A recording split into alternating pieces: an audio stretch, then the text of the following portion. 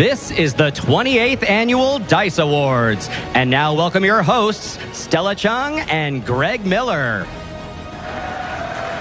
Hello, everybody! Hello! Hey! Hi, Stella. It's a long walk. I know. Oh my God. That's a long time to be looking at your face, dude. Okay. Sit down! Man. Thank you. I didn't want to yell, but you made me. Now this is how the night will be run. You will listen to us and only us. Ooh. Stella, take it away. Never had this much power before, but welcome to the 2025 D.I.C.E Awards. I'm Stella Chung. I'm Greg Miller.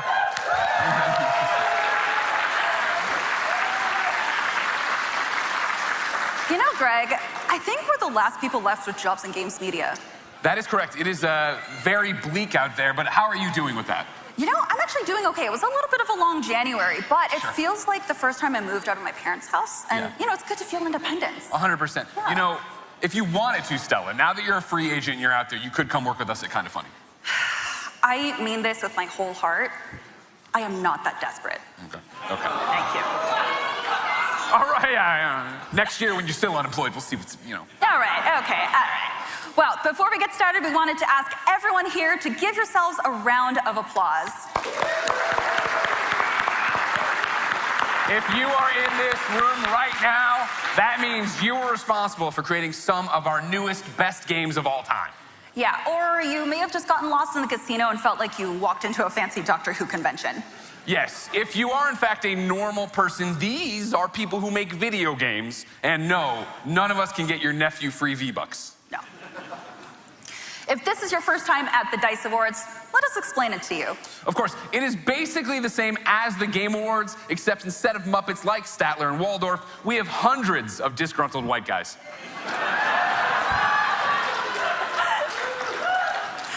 Just in case, before anyone online gets mad, please note that it was Greg Miller that made that joke. So that's G-R-E-G-M-I-L. They got it, Stella. Okay. Don't worry about it. They're well aware of me online. Of course, we know you're excited for the awards part of our awards show.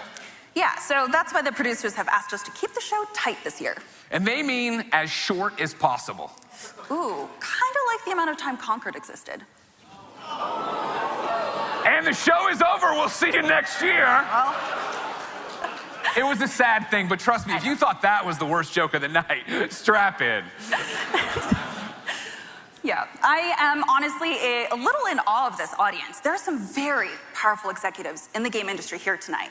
And to all of you, let me be the first to say, stop firing people.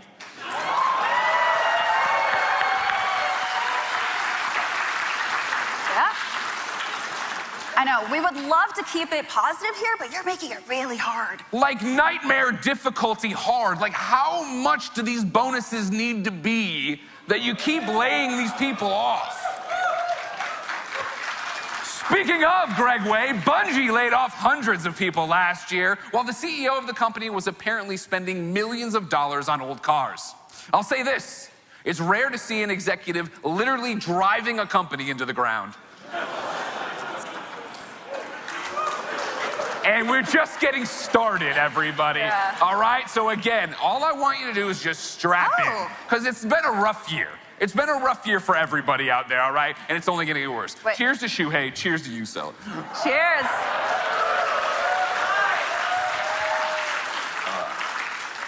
Just gonna put that. It's It's sewn shut, it's all Okay, all right. cheap suit. Yeah. Well, so speaking on that topic, I mean, course. the news has been really crazy. Look at Ubisoft. They got layoffs, they got scandals, they got hostile takeover threats. I mean, seriously, imagine if their games were that exciting. Oh my God. They would be doing so much better. So much better. Yeah, and on top of that, GameStop shut down Game Informer. And that one really hurt. I can't believe that. Of course, Game Informer was the best part of GameStop.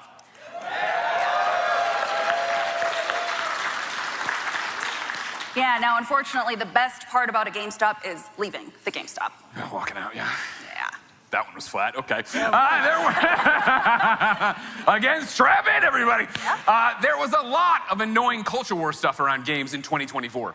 Yeah, a lot of the talk revolved around women characters in games not being attractive anymore. Yeah, and when I think about it, I have a very nuanced opinion on it, which is basically, who fucking cares?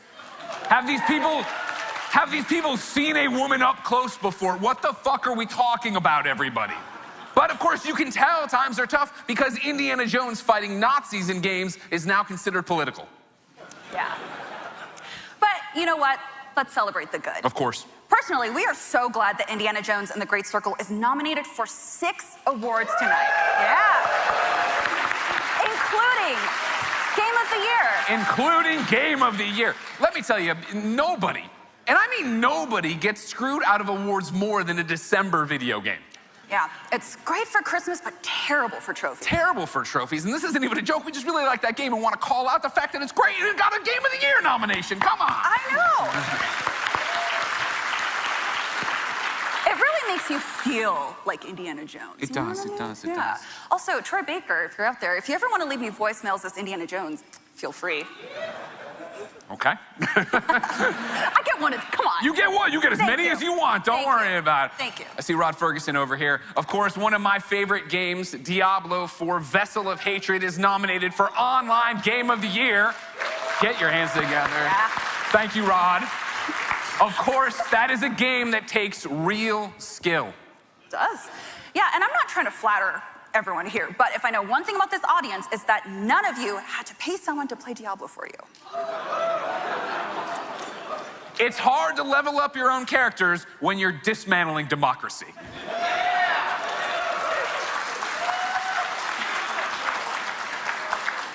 I feel like we're in good company here, but just in case for the people online, if you get mad at that joke, it's Greg Miller. G-R-E-G. M-I-L-L-E-R. Fuck Elon Musk and fuck Donald Trump.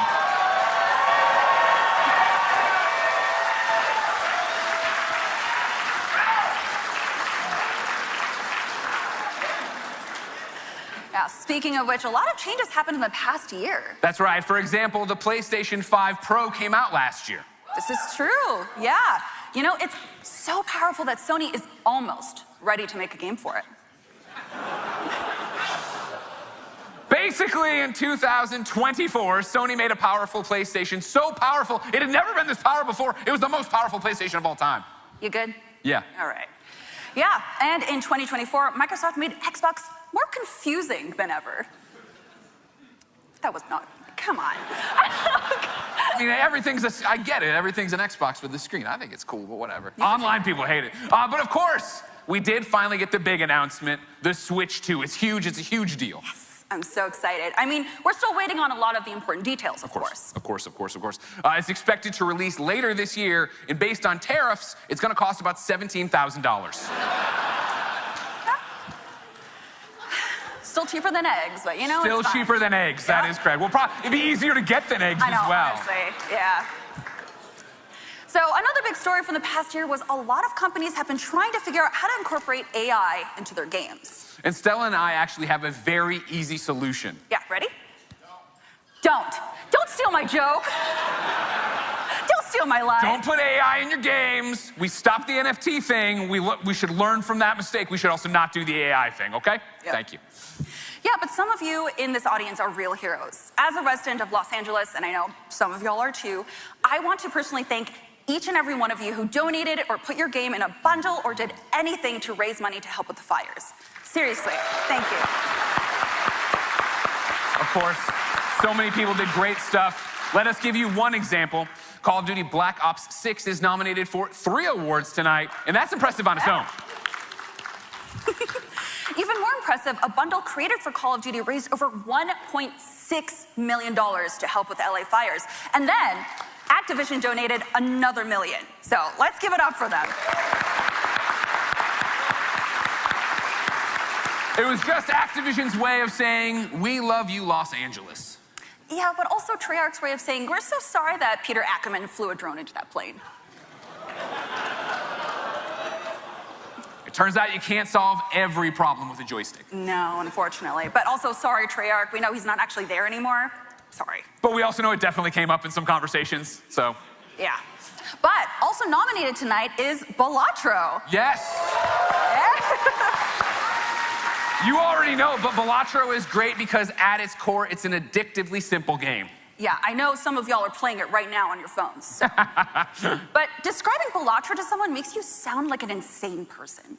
Okay, so it's poker, but there's like 50 jokers. And you can only use 5 of them unless, of course, you have a negative joker, which gives you more jokers. Yeah, okay, that makes sense. That sounds easy. Very easy. I don't know why people have so much trouble with it. It's also wild, of course, that the developer of Balatro is anonymous. Yeah, so if any of you are looking to impress someone at the after party, have I got a lie for you? Yeah, I created Balatro, you know, with all the cards and stuff. Oh my God. Can I buy you a drink later? It's that easy, everybody, and I think it's open bar, so that's even weirder. But that's right, the developer of Balatro is anonymous. I mean, seriously, who is this joker?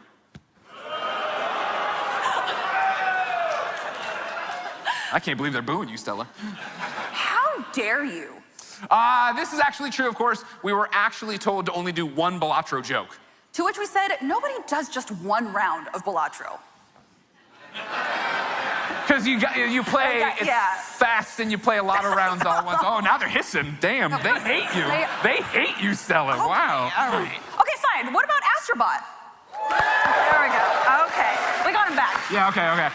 Yeah, what an amazing game. So deserving of a nomination for Game of the Year. I know, right? Astrobot was like a beautiful commercial for every game that Sony doesn't make anymore. Look, bring back Parappa the Rapper already. I need a reason to... Come on, where is he? Bring him back! Oh, also, let's not forget about Marvel Rivals, which is nominated for Online Game of the Year. What a great game! Yeah, so I think I saw some people who didn't clap. Anyone who didn't clap probably worked on Overwatch, right? Yeah, 100%. Yeah, okay. But also, I like that games named Halls of Torment, Vessel of Hatred, and Mouthwashing are all nominated, and surprisingly, the one that messed me up the most is Mouthwashing. Yeah, of course. I don't want to get too graphic. I don't want to spoil anything either, but in that game, you cut off a piece of another character's leg and feed it to him. You literally just spoiled it. Yeah, they don't care. Yeah, but you know what? I'm about to spoil something too, because it's crazy. The same exact thing happened in The Plucky Squire. I didn't see it coming. Yeah, you know? Such a nice little art style, and I'm just feeding people legs. Cute. It's weird. Also, is it me, or is role-playing Game of the Year one of the most wild categories this year? Yeah, I mean, literally, Final Fantasy VII Rebirth and Like a Dragon Infinite Wealth allow you to ride dolphins. So let me repeat that. 2 of the nominated games allow you to ride dolphins. Come on, you can go, it's fine.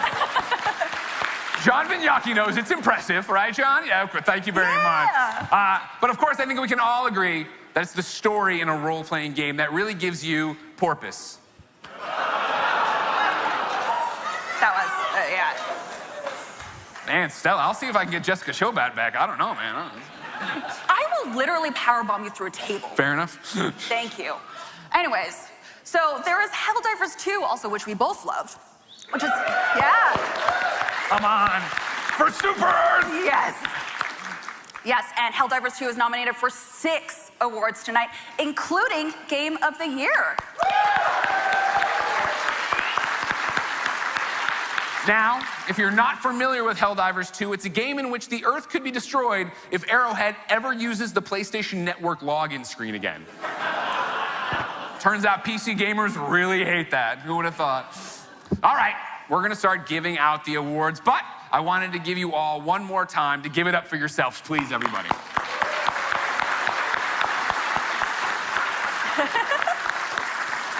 Yes, and please give it up for Noodle House for all the amazing visuals throughout the show that you'll be seeing quite shortly. We really appreciate all of you. Yeah, I know. I mean, listen, we may joke about the industry, but we truly love games more than anything. Even more than family. Oh. Hey, Jen, if you want to be with a real gamer, let me know. Just saying. You look better in green. I do. Thank you. But yeah, no, games are an art form that brings people together across the world in a time where we really need it. And it's because of all of you, the developers, the staff, everyone that we have these games. You are actually, literally the lifeblood of this industry, and you are what makes it great. So thank you so much, and congratulations. Let's get on with the show, everybody. It's D.I.C.E. Right this way.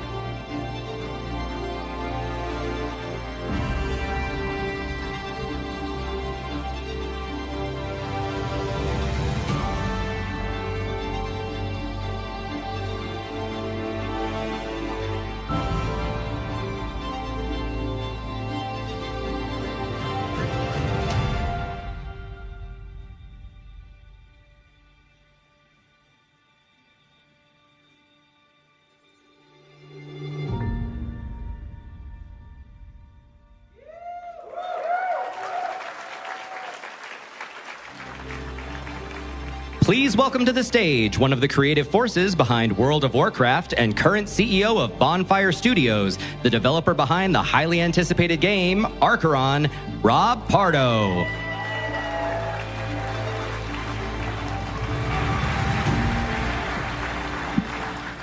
It's nice to see everybody.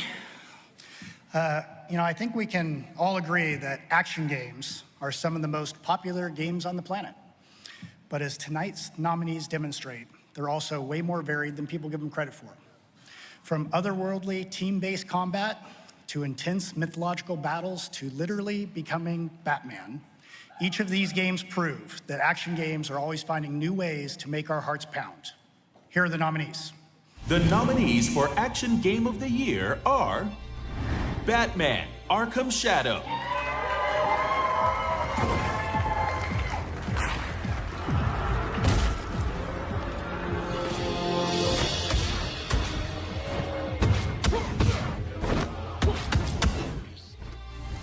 Black Myth: Wukong,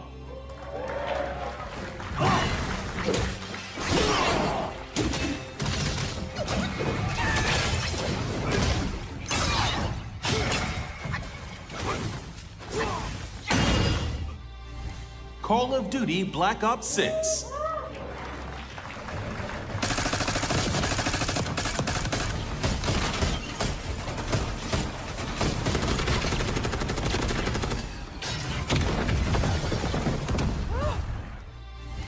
Helldivers 2,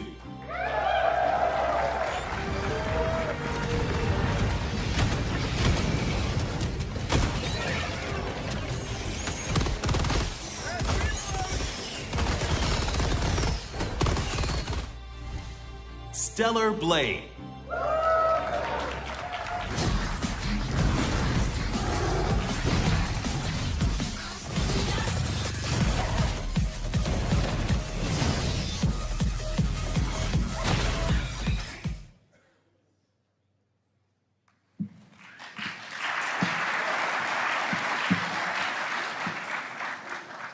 All right, and the winner is Helldivers 2.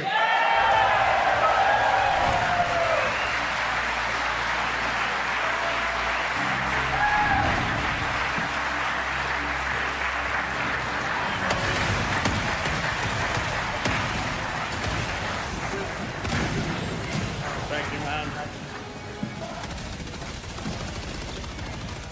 Okay, this is great. Right? Okay, so when we launched Helldivers 1, we were actually here. My last time in Vegas was D.I.C.E, whenever it was, 2016. We were nominated for Action Game of the Year back then for Helldivers 1 as well. And now, it kind of feels like we went full circle and actually completed that thing. I don't know. And of course, like the standard thing to do when you get an award is to thank the development team back home that's surely watching, and my heart goes out to them. So, team back home, to our partners that made this happen over at PlayStation and so forth. And then lastly, you know what the last thing you need to thank is? The gamers, right? So, thank you to those three: team, partners, gamers. TGA. That's an unfortunate coincidence, isn't it? But think about this whenever somebody accepts an award, TJ. Okay, Mara? Thanks.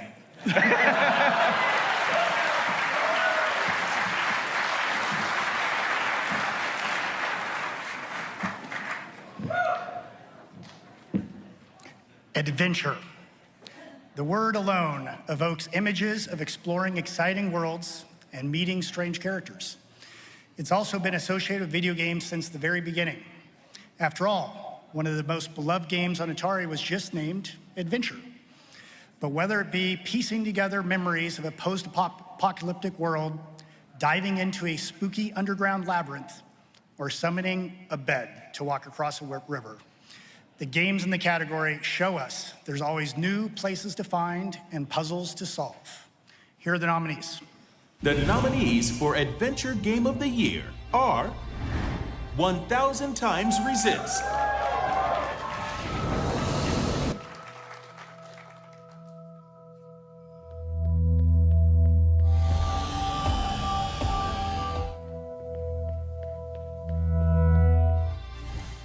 Animal well.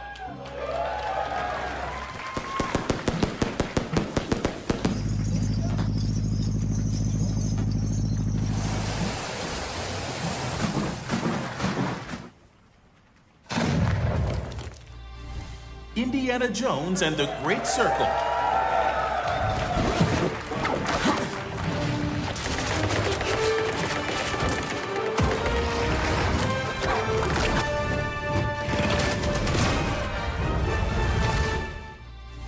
The Legend of Zelda: Echoes of Wisdom.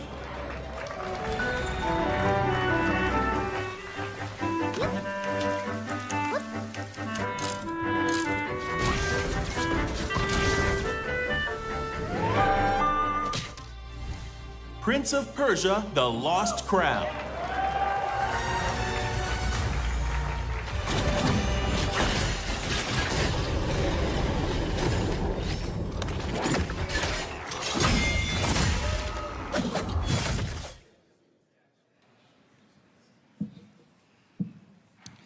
All right. And the winner is Indiana Jones and the Great Circle.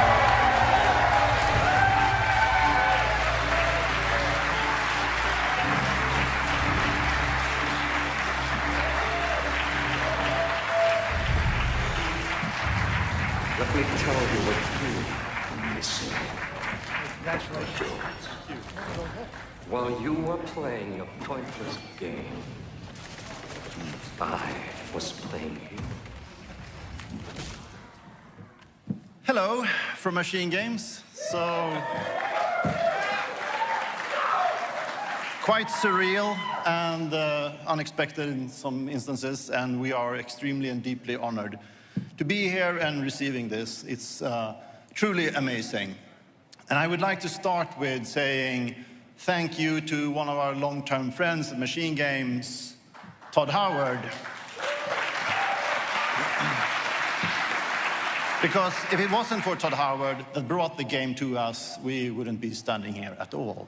Secondly, I also would like to say a deep thank you to our captain at the helm back home in Uppsala, Jerk Gustafsson, our game director. Without his passion and relentless energy, we wouldn't be standing here either. I also would like to take the opportunity to say a big thank you and a shout out to the amazing cast that we had and the talent on this project. Troy Baker, Alessandra Mastronardi, Marius Gavrilis, and Tony Todd, that is unfortunately no longer with us. Creating a game like this, centered around one of the most iconic characters in the world, wouldn't have been possible without the incredible partnership and collaboration with Lucasfilm Games. Thank you for welcoming us into your universe and entrusting us with this remarkable character. It's truly an honor. Thank you so much to Bethesda and ZeniMax for your unwavering belief in us and your extraordinary effort in marketing and publishing this game. And we're deeply grateful to Xbox and Microsoft for your trust and support in us throughout this journey. And finally, to the team back home in Uppsala, you're the best team in the world. Your talent, your passion, your dedication, that's what made all of this possible. Thank you. To quickly add to that, we really wish the entirety of Machine Games could be here on stage with us today. Unfortunately, that's I don't think we would fit. But it would have been awesome because they are the true heroes in this spectacle and this adventure of ours. And also something that we have been iterating back home, that Jerk, our game director, is always iterating upon, is without the support and the love from our partners and our families, this game would most likely not have been made either. So thank you all.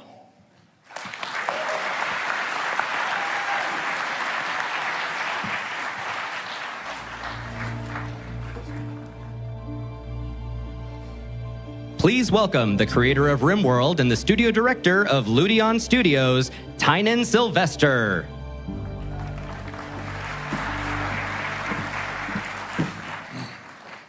What is important about role-playing games? It's in the name, role-playing. We get to explore what it's like to live a different kind of life. We experience our characters' triumph and struggle, their love and loss, and most importantly, the choices that they face. We choose which faction to ally with, which love to pursue, who to save, and who to leave. And it's through these choices that we learn about ourselves and what we value. Each of the nominees tonight immersed us in exhilaration, learning, sadness, and drama of a special character in a fantastical world. And they are... The nominees for Role-Playing Game of the Year are Final Fantasy VII Rebirth. Hey kids, sorry we're late.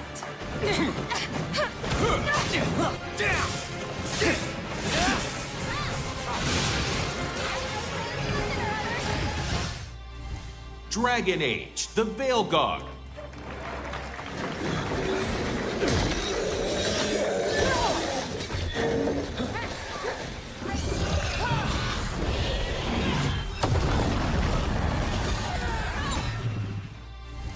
Elden Ring, Shadow of the Erd Tree.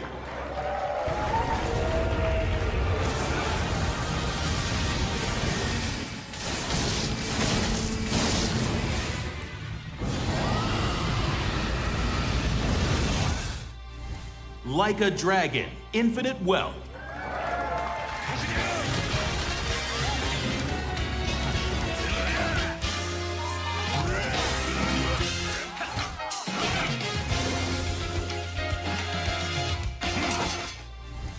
Metaphor, ReFantazio.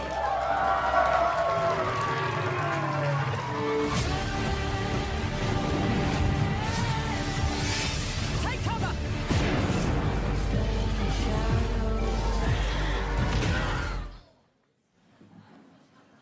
And the winner is... Metaphor, ReFantazio.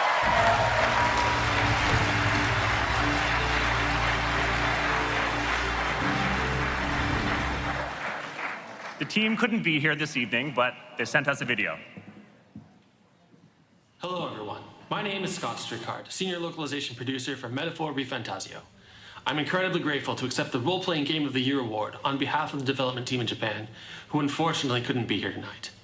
That said, Katsuro Hashina-san, Metaphor's creative director, wanted to express his deep gratitude to you for such a prestigious award. In a year among many excellent RPGs developed by teams around the world, we're honored that this debut title has been so well received. The team would like to express how grateful they are to you and to all the game's fans. On behalf of the entire team at Studio Zero and Atlas, thank you.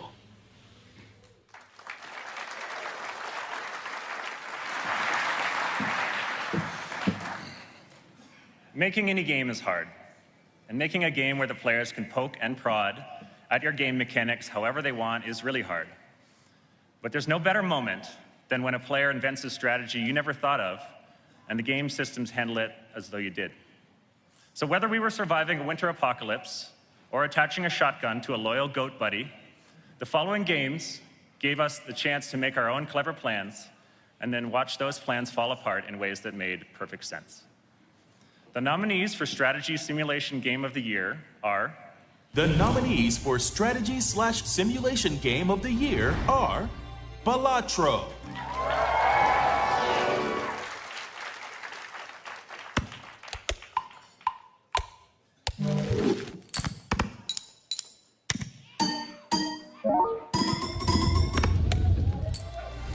Caves of Cut.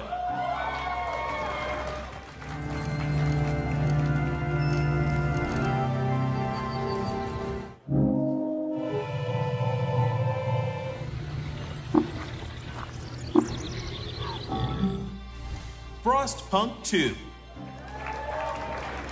For the citizens! Steward, hear your people! We want a say in how we run this vote! Steward! Do you hear us? Steward! Steward, what about us?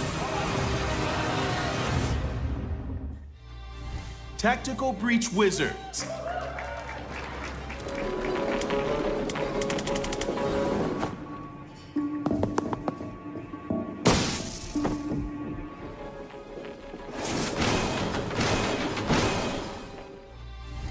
Satisfactory.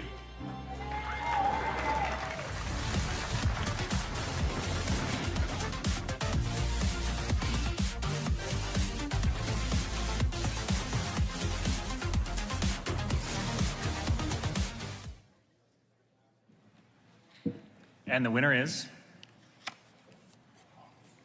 Balatro.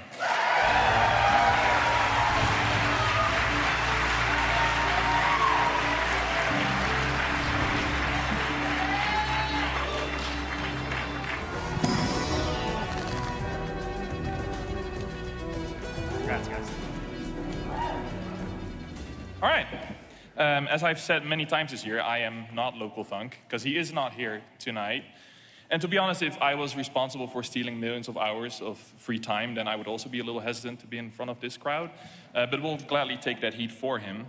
And also, if you are planning to pretend to be Local Thunk tonight, like, please don't. Like, I will find you. But this is a huge honor, like a strategy game with everything that's been nominated. He's humbled by the nomination, and now the win makes it even better. And for all the strategists out there, there is more to Balatro than playing flushes like all the time or Steel Kings with a red steel. so try straight every now and then, okay? So thank you so much. He's humbled, and this is very cool. Thank you.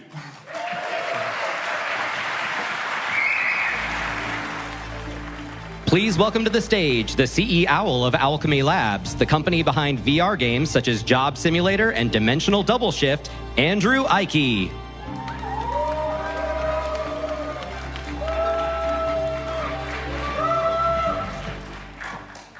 For decades, immersive reality was relegated to science fiction movies and expensive, wonky demos.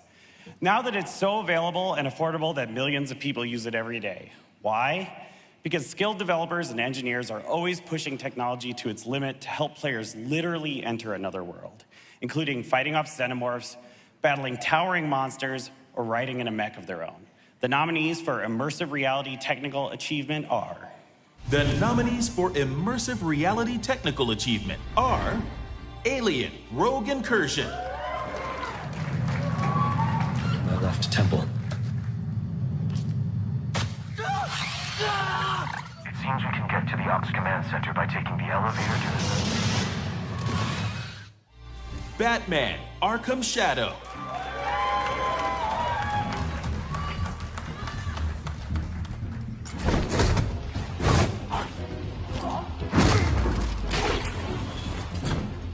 One down, but we are leading.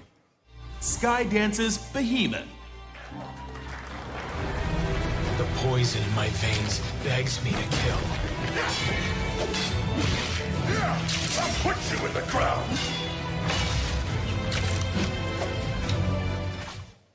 Starship Home.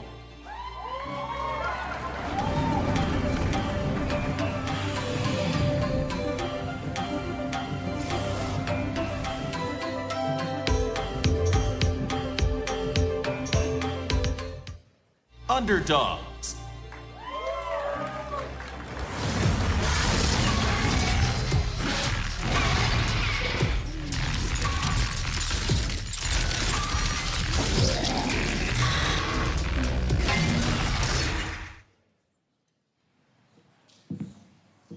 And the winner is...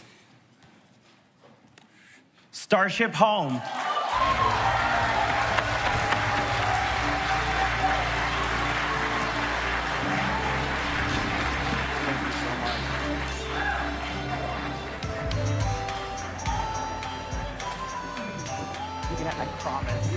I promise it's real. You can have the card.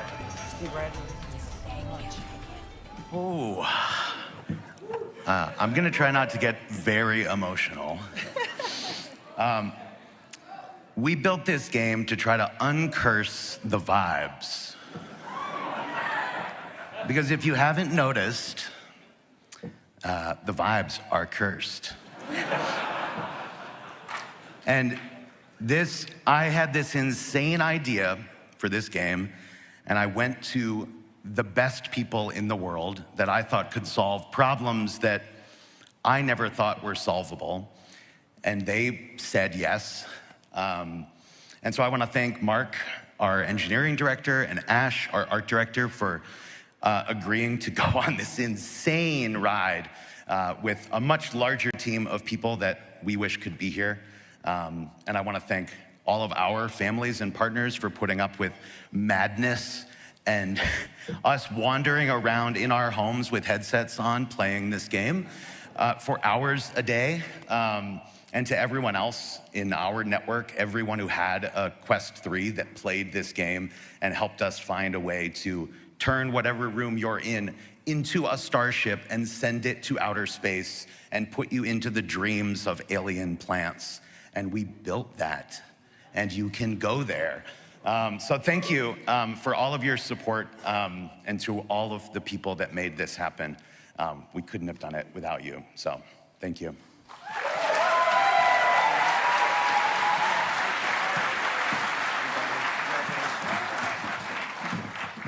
So excited for them. They're awesome.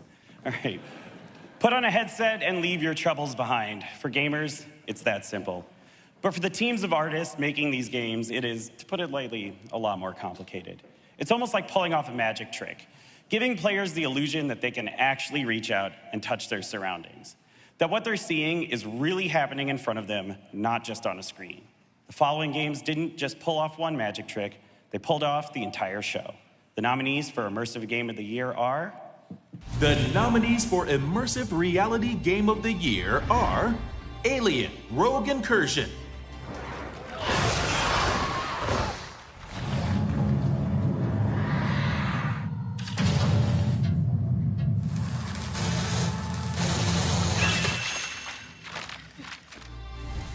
Batman Arkham Shadow.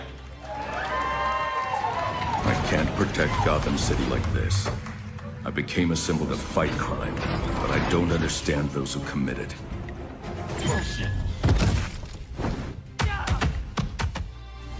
Escaping Wonderland.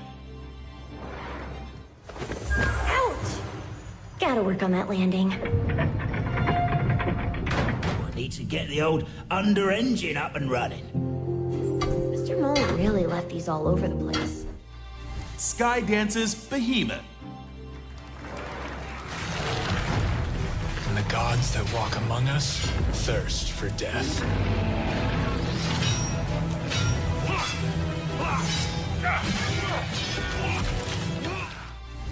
Underdogs.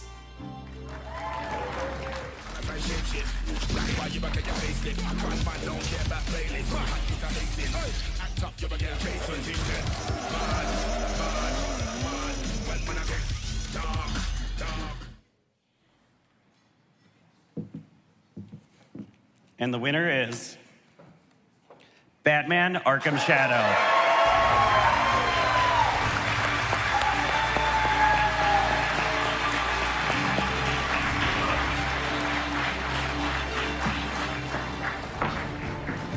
You really think the Rat King's in that game? He is. Find him. Stop the data runner and end his work.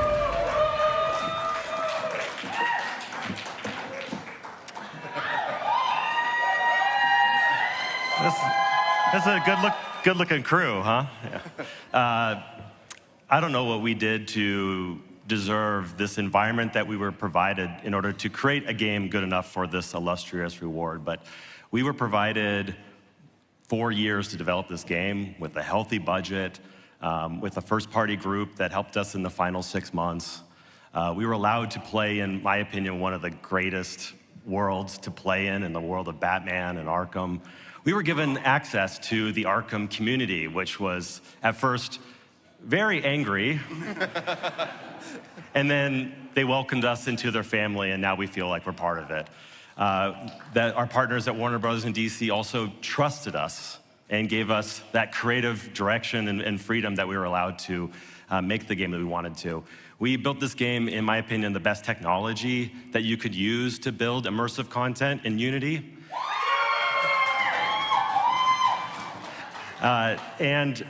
We were also allowed to work on one of the best pieces of hardware you can buy out there right now, which is the MetaQuest 3. So with all of those things combined, my amazing crew at Camouflage, everybody back home, we were just afforded that environment that I hope that we can have another shot at something like that in the future, and all of the developers to have the time, the budget, the creative direction, the freedom, the trust, and a terrific team to develop a game like we did with Batman Arkham Shadow. So thank you for everybody who allowed us to do that.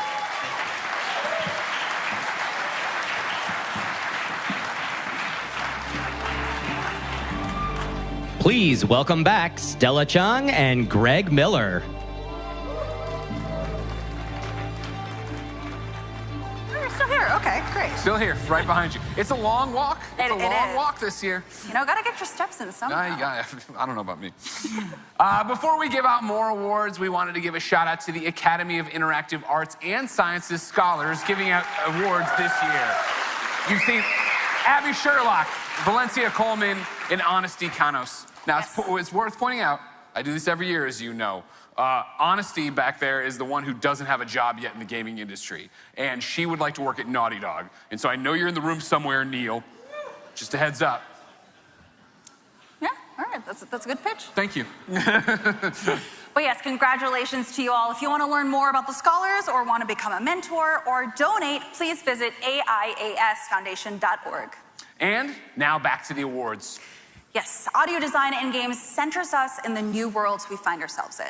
Something as small as the sound of ice crusting over a post-apocalyptic city, or as big as the massive explosions blowing apart giant chittering insects, or, you know, heavy Scottish accents on a creepy oil rig.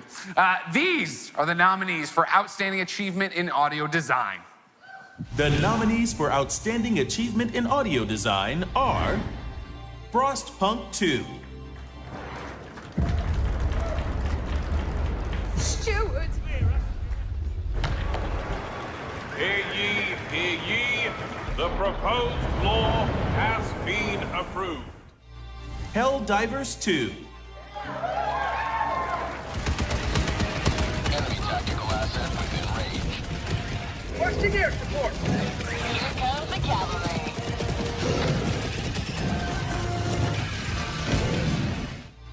Monument Valley 3,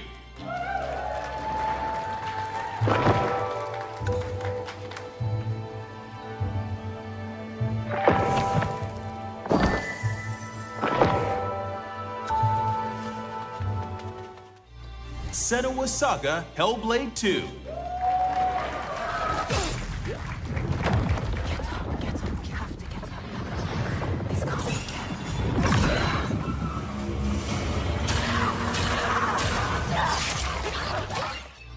Still Wakes the Deep,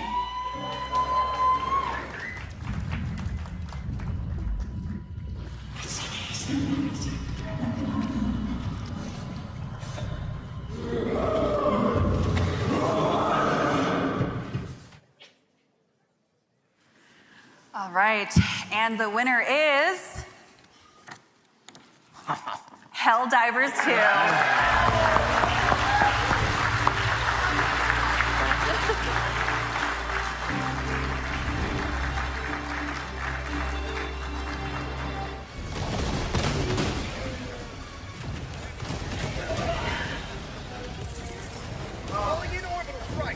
Congratulations. Congratulations.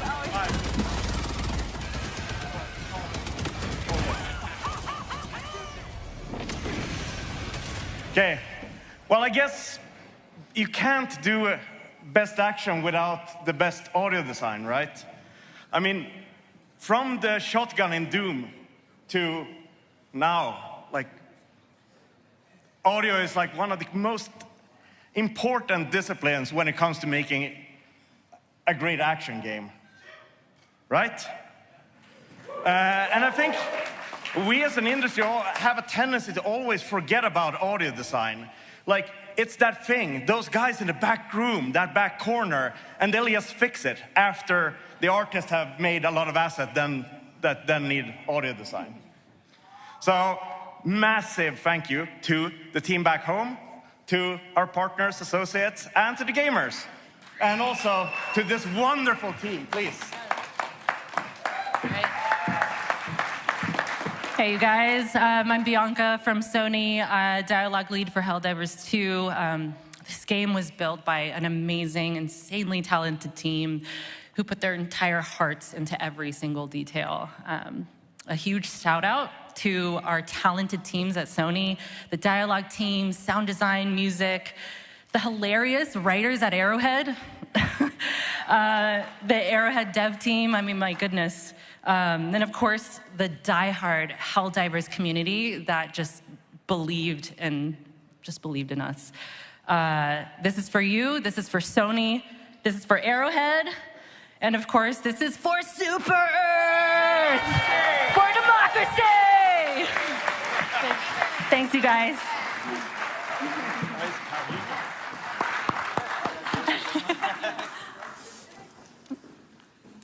So, you know, it's probably fair to say that everyone in this room has video game music on their playlists, right? Sure. Yeah, I mean, I know they're just walking off stage, but hey, if you can hear me, you actually made my wedding procession, which is going to be the Helldivers drop pod music, because I never turn that music off, seriously. To be clear, just so everyone in the room understands, you're not even engaged yet, right? No, but that's just like... Just making sure that's how important the music is. You gotta plan it out. I hear you, I hear you. As soon as I heard it, I knew it. Fair enough. You know how you know what... Well, actually, you wouldn't know, because you didn't buy a dress, but whatever. Anyways, I love video game music, and I will always use the in-game music anytime I can. I mean, I almost cried when Nintendo released their music app. Sure, yeah, me too, except I did cry. The music of gaming can tug at the heartstrings, have you on the edge of your seat, and get you ready for action. It can drive you to be the slick space scoundrel, or keep you calm as you solve meditative puzzles, or just get stuck in your head after finally finishing a platformer speed run. The nominees for Outstanding Achievement in Original Music Composition are...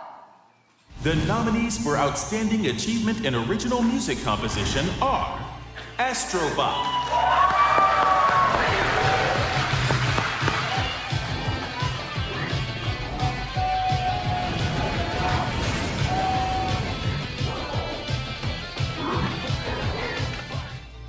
Helldivers 2,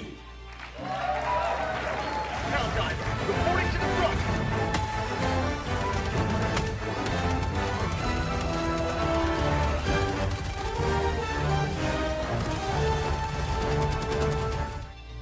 Monument Valley 3,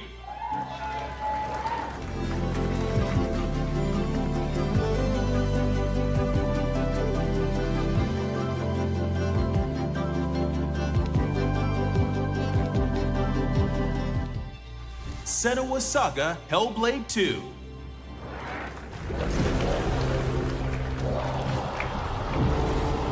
Ingun, I can help you.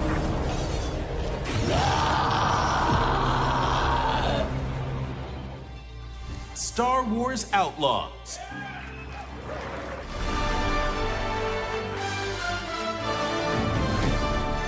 The underworld shows no mercy. But it's a big galaxy out there. All right, and the winner is... Helldivers 2.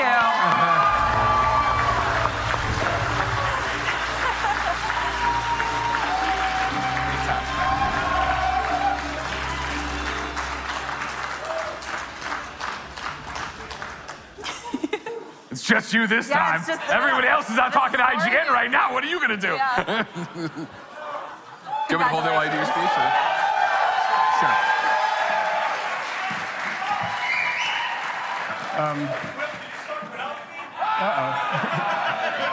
I'll go fast and then we'll have him. So first off, congrats to all the nominees. This was a phenomenal year for video game music, and all of your scores were exemplary.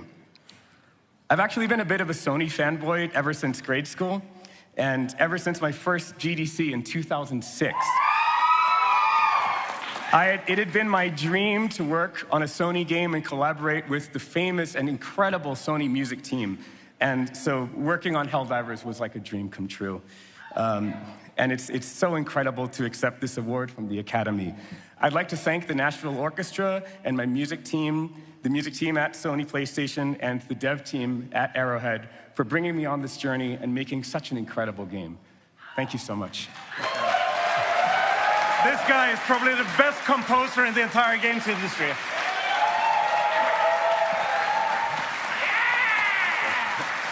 And in community speak, the main theme goes hard. Right? Can I have this? Of course you can. Well, for Super Earths. Tonight, we're here to honor a foundational industry figure, Don James. From the launch of the Nintendo Entertainment System to the Nintendo Switch, he's been a formative part of Nintendo's US journey from the very start. As employee number 4 and warehouse manager, Don worked with a small team of Nintendo employees in Tukwila, Washington, building arcade games for deployment across the US. My history with Don goes back to my first Nintendo video game experience. I was at college and a regular in front of the Space Invaders cabinet. One day, I spotted a new game cabinet. The game was called Donkey Kong, and that started a more than 40-year love affair with Nintendo and video games. Don James built the cabinet that first introduced me to gaming. Before Donkey Kong, most video games were simpler in design and mechanics, often relying on abstract visuals and straightforward gameplay. Donkey Kong flipped the script with a story. Be the hero and unlock new levels of storytelling. Alongside his friend and colleague Howard Lincoln, Don helped build Nintendo's US brand for the company's US fans. In the fall of 1985, Don James led a small group of Nintendo employees who helped launch the Nintendo Entertainment System. And from that beginning, and over nearly 40 years, Don has played a critical role in launching every Nintendo home video game system. With gear like the Rob Robot and the Zapper Light Gun, the NES was unlike anything players had seen. The NES also saw the genesis of now legendary games like Super Mario Bros., The Legend of Zelda, and Metroid. The NES went on to sell over 60 million units, and Mario became more than a character. He became a cultural icon. In 1991, I got a call to go crash an audition for an Italian plumber from Brooklyn named Mario. Had a wonderful time exploring the character, and Don James gave me the wonderful gift of saying, "You're hired." And there we were with the real-time animation system, MERT, or Mario in Real Time.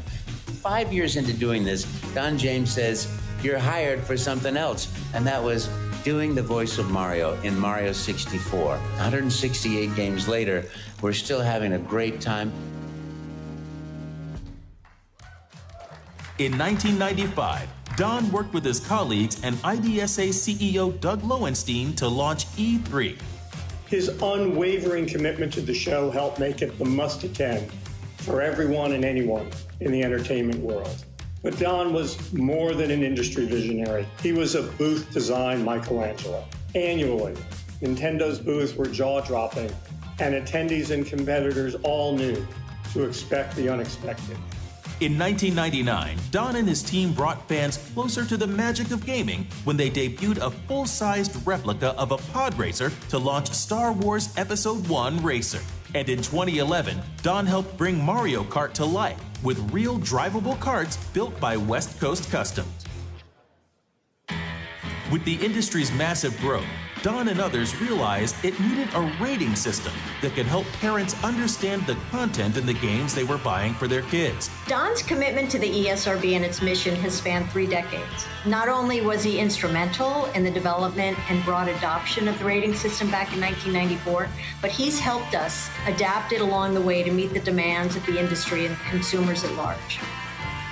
Under Don's leadership, Nintendo has partnered with the Starlight Children's Foundation for over 30 years, distributing over 8,400 custom gaming stations to hospitals across North America, bringing joy and relief to more than 13 million seriously ill children.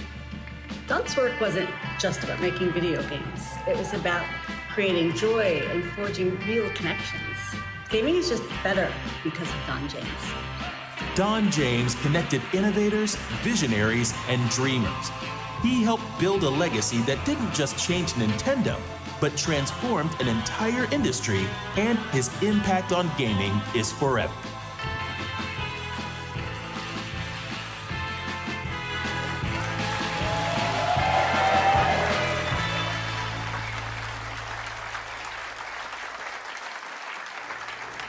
Please welcome to the stage activist, social entrepreneur, and the CEO of Starlight Children's Foundation, Adam Garoni.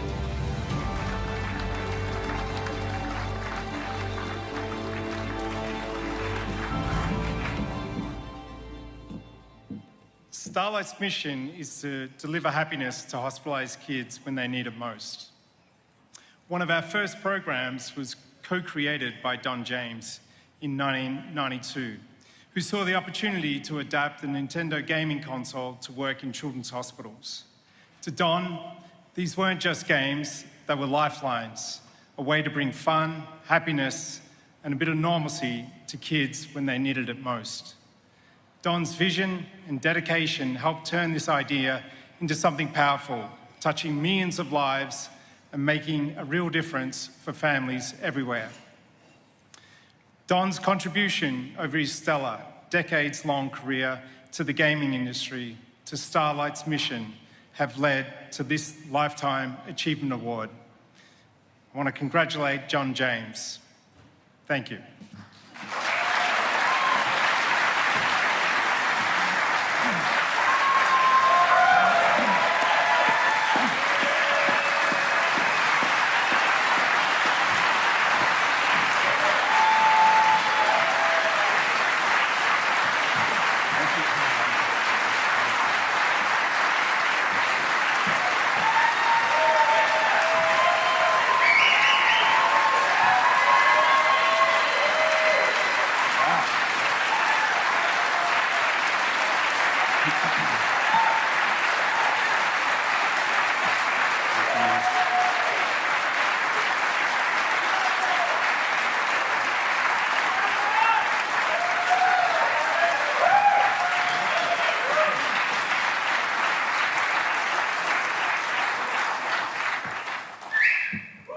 Thank you very much.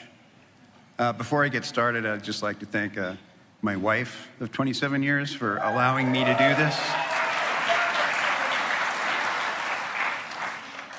When I took a job as a warehouse manager in 1981 for a company that had just 5 people, I had no idea what a wild, extraordinary 43 journey I was signing up for. Every year was an adventure. In all that time, I can honestly say there was never a dull moment. This is kind of emotional, you can hear it in my voice.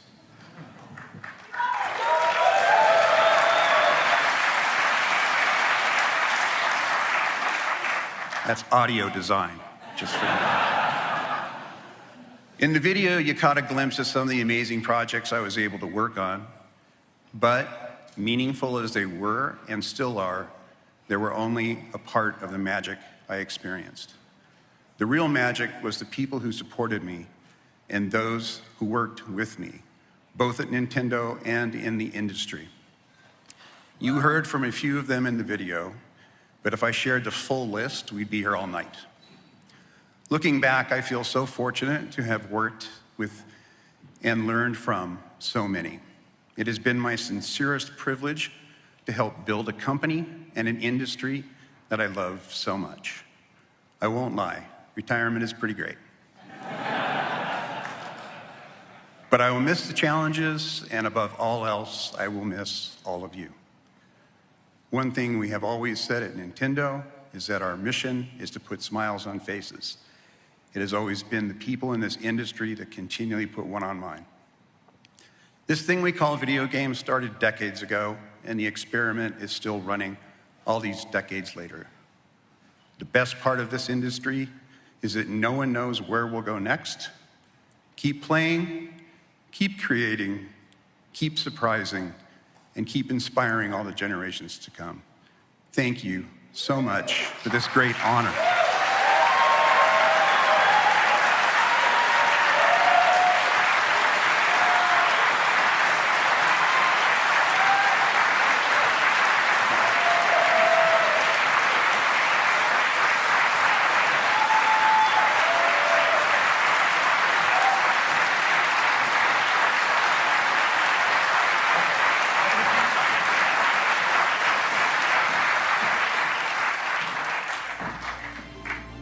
Please welcome the lead designer of hit games including Fallout New Vegas, and now the studio design director of Obsidian Entertainment, Josh Sawyer.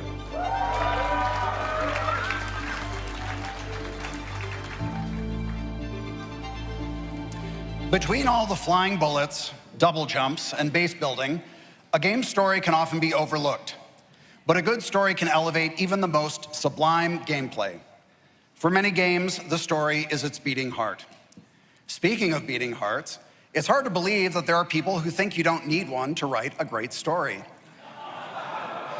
To create characters inspired by our cultures, to explore the themes of our lives and the world changing around us, to connect and speak to us as no other form of media can.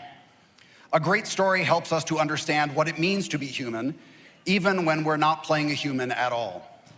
For all that our very human writers and designers do to bring out the best in our games, it is my great honor to introduce the nominees. The nominees for Outstanding Achievement in Story are 1000 Times Resist. Why do you get to choose who lives and who dies? Is this punishment? For what you did, for what I did. I want you to see from the beginning. Indiana Jones and the Great Circle. Can't just run away from your problems, Indiana. Watch me. Thousands of years of humanity's thoughts and beliefs, just waiting to be found. Metaphor, Refantazio. You're in this race to become king, are you? The race's outcome is beyond your meddling now. If that's the real world, then it can die alongside you. This place, it isn't a utopia. Still Wakes the Deep. Still can't believe you went. I know you were just trying to do right by me, so I need you to do what's right by us. Now, please, if you don't deal with this, then we are done for good. But I won't wait forever. Thank goodness you're here. So that's Foundry. Strange place, I know, but they need what we're selling, see? I've got you a meeting with the Lord Mayor today, so don't miss that bus. Are you listening? Get going!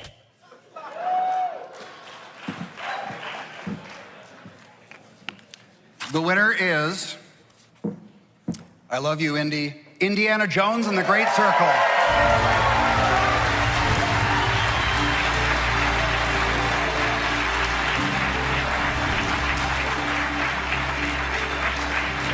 Throughout history, mankind has built sites of great spiritual significance. If you were to draw a line through these ancient sites around the globe, you get a perfect... Hello again. Really amazing, and we're a bit shocked, I think. I'm standing here on behalf of our lead writer back home, Tommy Tordson Björk, and the whole narrative team that has done,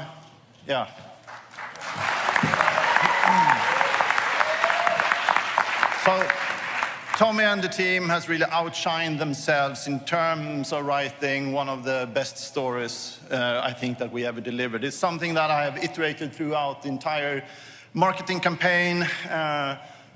This is by far the best story Machine Games has delivered so far, and that is not something PR and marketing have told me to say. I do really feel and believe that myself. So, from the bottom of our heart, this is, a huge thank you to Tommy and the narrative team back home. It's amazing. And also, I think that we need to acknowledge Todd in this as well. Bringing the core pitch and the premise of the game to us. I first pitched this story in 2009 to Lucasfilm, and so I think stories in games or whatever they are, when you can't let go of them, you keep holding on to the dream that it will exist. I can't say enough about the team at Machine Games and what they've done with this game.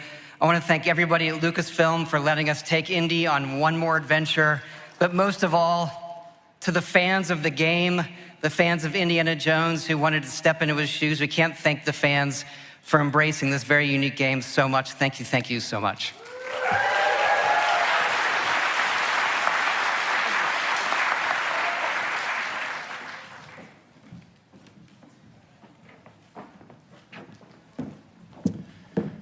Words on a page, faces on a screen, dialogue coming out of a speaker.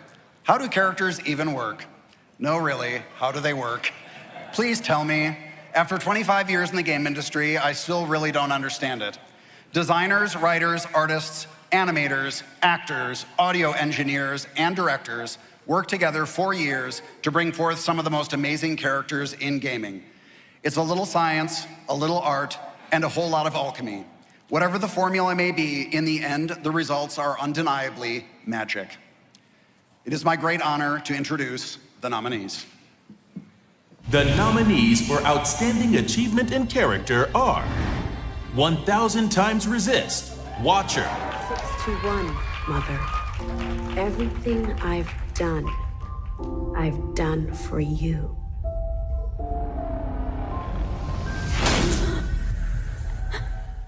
Final Fantasy VII Rebirth, Yuffie Kisaragi. Some know me as the world's greatest materia hunter. The rest, a benevolent and beautiful ninja. Who ties what rose? The one and only Yuffie! Indiana Jones and the Great Circle, Dr. Henry Indiana Jones. I'll knock your teeth out.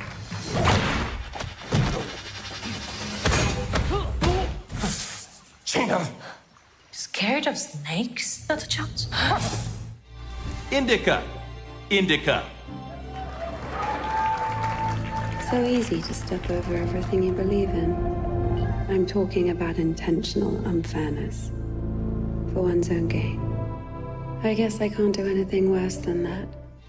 Senua Saga Hellblade 2, Senua. He saw me as I saw him.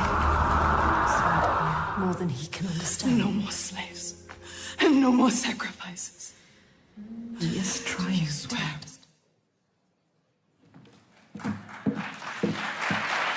And the winner is Dr. Henry Indiana Jones, Jr.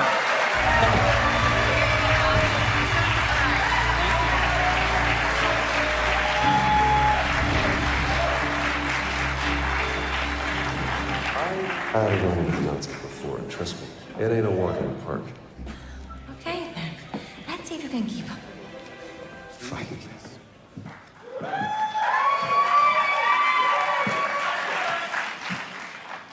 So, creating a lovable and memorable character takes a lot of hard work, a lot of writing, numerous amounts of lines, VO, dialogue, cutscenes, scripts, walkthroughs, you name it. And as I mentioned previously, our lead writer back home told me, and the narrative team has, outshined themselves when they've been on this extreme adventure. But turning those written lines and turn all of that text into something else requires magic. And boy, did we find ourselves a magician.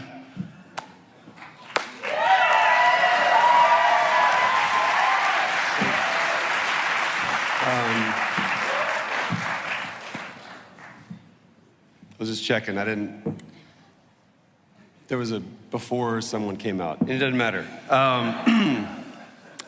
The thing that I love about what D.I.C.E., how they recognize this category is that it's character and that it is the sum of its parts. It's not a singular component. And that component, those components begin with Todd Howard's unrelenting vision that he pitches and holds on to and doesn't compromise on. It starts with finding an incredible studio of hundreds of people that are willing to give their time and their dedication, their talent in service to that vision. And then it takes an incredible performance director to deal with egos and fear and nerdery over a character. So I really do applaud and appreciate it and encourage D.I.C.E. to continue supporting the notion that this is character, that it is not just one singular part, but it is that it's a team working together. And it's impossible to recognize this character without honoring and recognizing the contribution that George Lucas, Steven Spielberg, and Harrison Ford have made to this, because they are synonymous with this.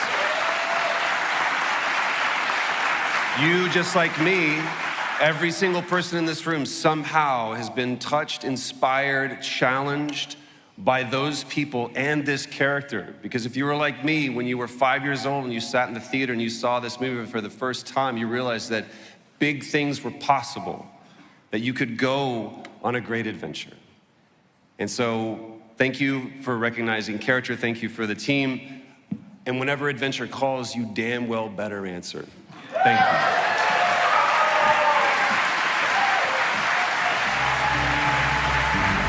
She's the CEO of Iron Galaxy Studios, the developer behind games including Killer Instinct.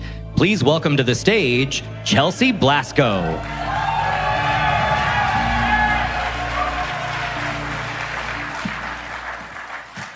Ever since they took over arcades in the 90s, fighting has been one of the fastest and easiest ways to get into the action. Either new players or longtime veterans, everyone knows how to hit start, pick a character they like, and get mashing those buttons, which I know is my preferred strategy. And this year's nominees for Fighting Game of the Year kept that tradition alive while still pushing the envelope on what this genre is capable of. The nominees are... The nominees for Fighting Game of the Year are Blazing Strike,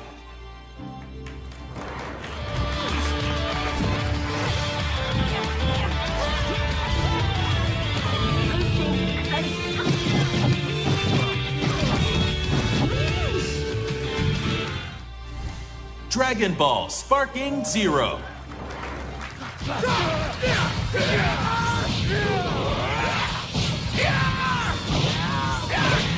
I'm afraid you're not going to survive this!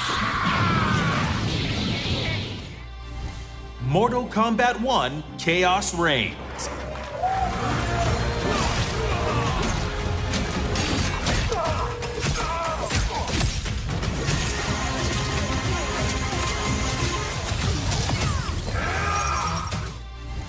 Tekken 8,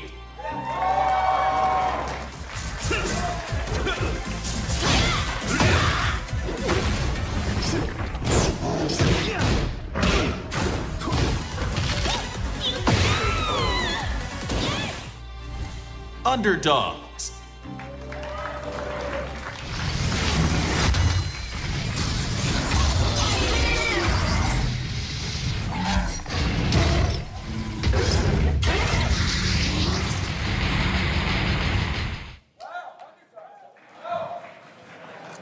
And the winner is... Tekken 8.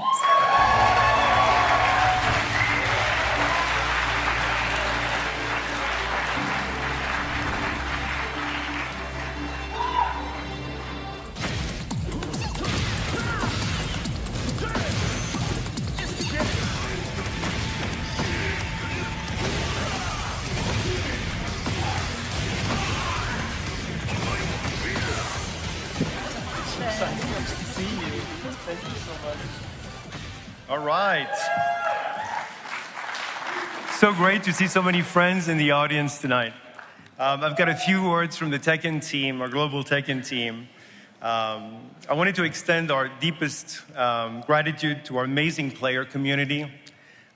Your passion and support have been the driving force behind everything we do. This year, we're celebrating 30 years of Tekken, and there's no better way to mark this milestone than by giving our fans one of the best titles in the series. We've taken bold steps by resurrecting legendary characters, and we're thrilled to have a lot more content to come for Tekken 8. This year, we also had our best Tekken World Tour, and we really thank the dedication of the entire community, the players, the fans, everyone that attends all these shows globally every year. The message we want to send to our community is that it is just the beginning. There's a lot more to come for Tekken 8, and we can't wait to share it with you. Thank you again for this wonderful honor. It's great to see everybody. Thank you.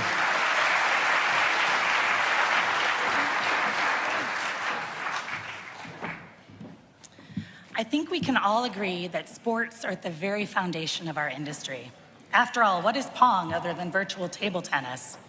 And you can pretty much draw a straight line from the stick figures football for Magnifox Odyssey way back in 1972 to the photorealistic players in the games nominated tonight. The nominees in this category bring excellence to video games' longest tradition, and more importantly, bring out the competitor in all of us. They are... The nominees for Sports Game of the Year are EA Sports College Football 25. Games like this, as we'll see. Crowd. Yes, it's yours. Got it set up on the outside. EA Sports FC 25.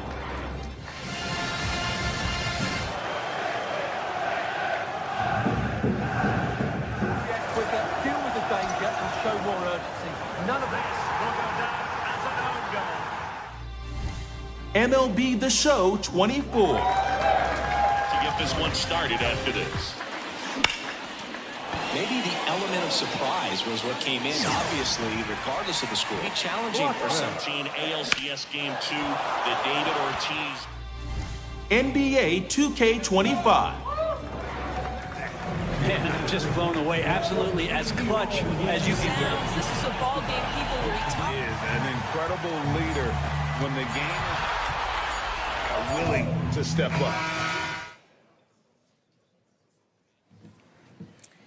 And the winner is MLB The Show 24.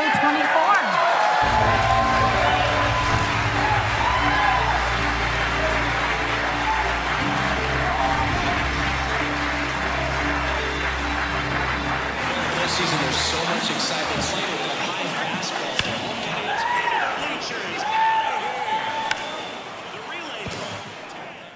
Oh, this is really unexpected.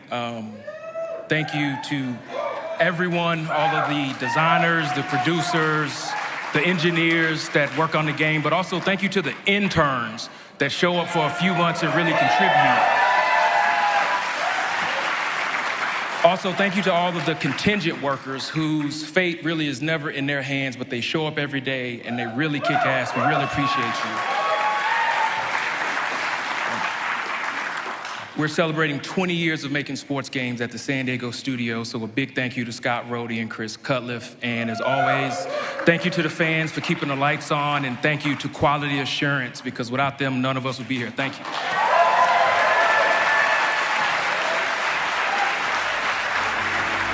Welcome to the stage, a co-organizer of Black Voices in Gaming and director of New Challenger, the studio behind the Beatdown City franchise, Sean Alexander Allen.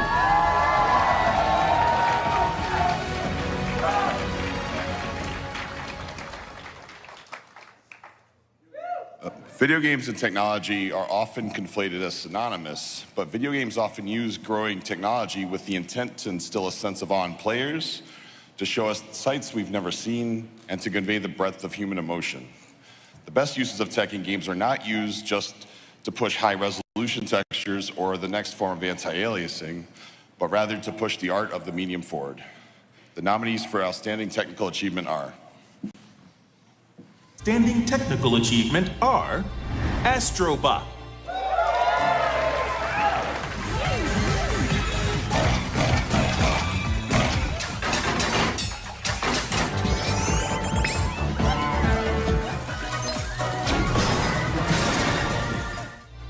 Batman Arkham Shadow,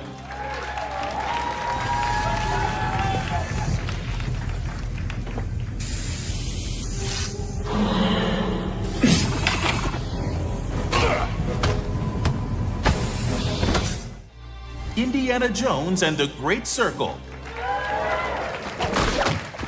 Getting closer.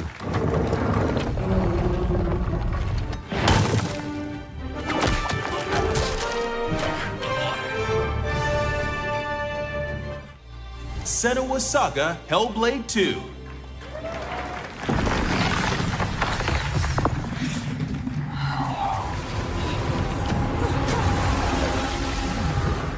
Dying right before you. It's just like before. No, this cannot happen. Warhammer 40,000 Space Marine 2,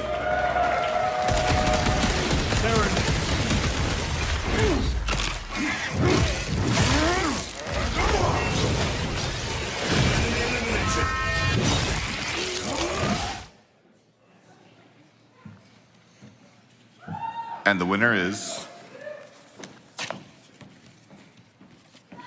Astrobot.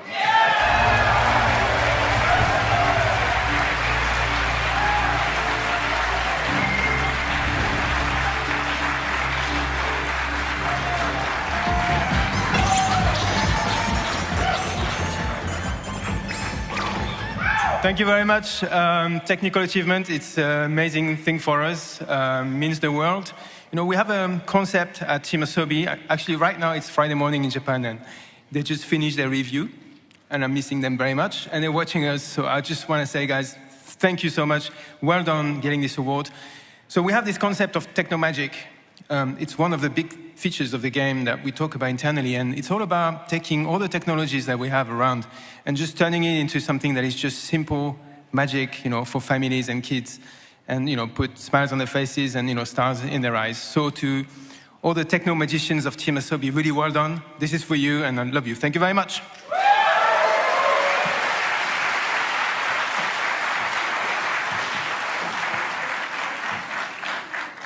All right.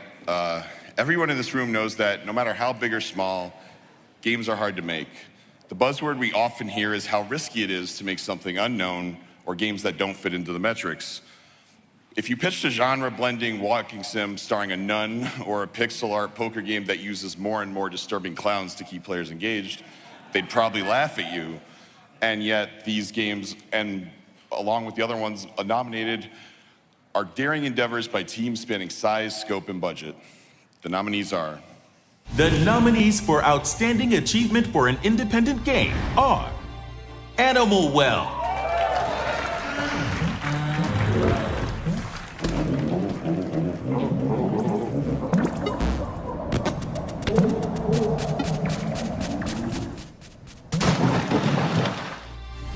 Balatro,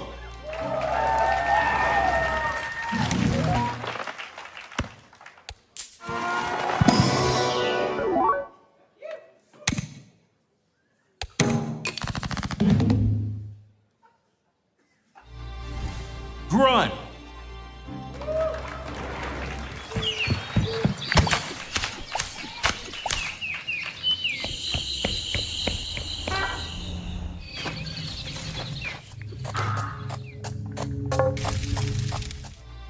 Indica,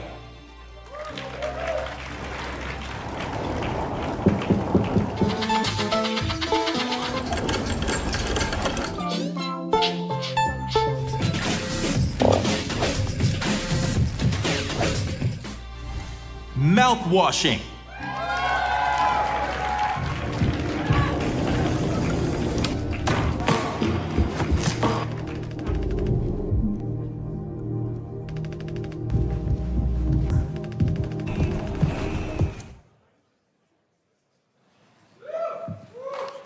And the winner is Balatro.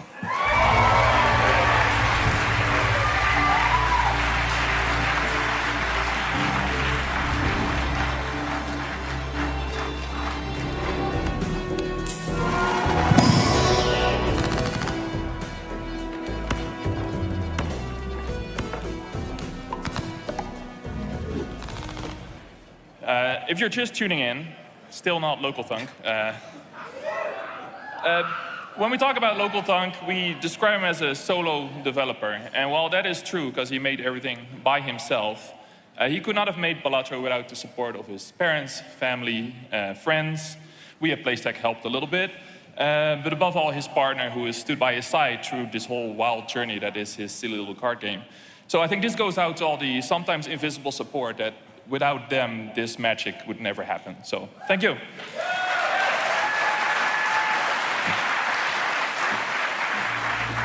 She's worked on art and animation for games such as Penny's Big Breakaway, Skullgirls, and Clock Tower Rewind. Art director at Second Dinner, Mariel Kinuko Cartwright.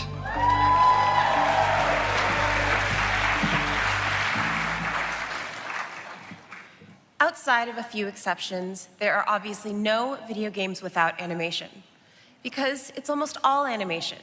True, animation is the movement of the characters, their specific body language, and subtle reactions to dialogue. But it's also the clouds in the sky, the wheels in a car, the duck you barely see, but someone spent 100 hours on. Every piece of animation, subtle or not, ties the game together, convincing us we're somewhere else. Good animation gives weight to the stomp of a Space Marine's boot. It adds joy to a waterfall flowing over a curious robot. It brings drama to an ill-fated love across dimensions. The nominees are...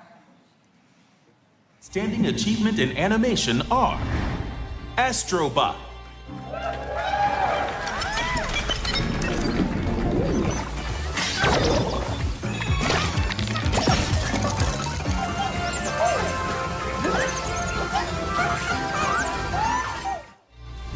Call of Duty Black Ops 6.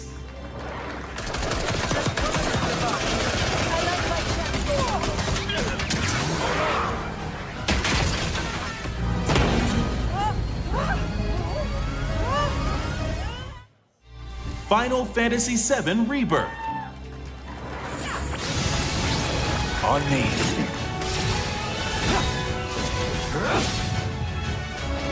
It's upon us. The reunion. When worlds merge. Never.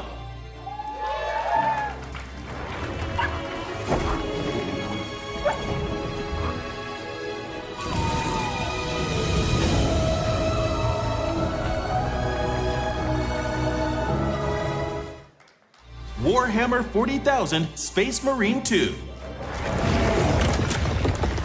Full power and blind range. Bringing nothing best to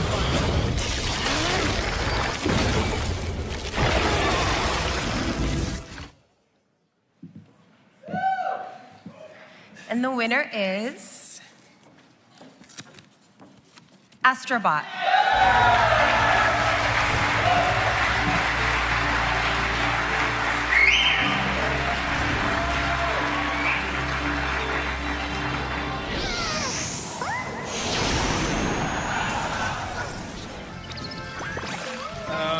Wow, so really, really pleased with this one.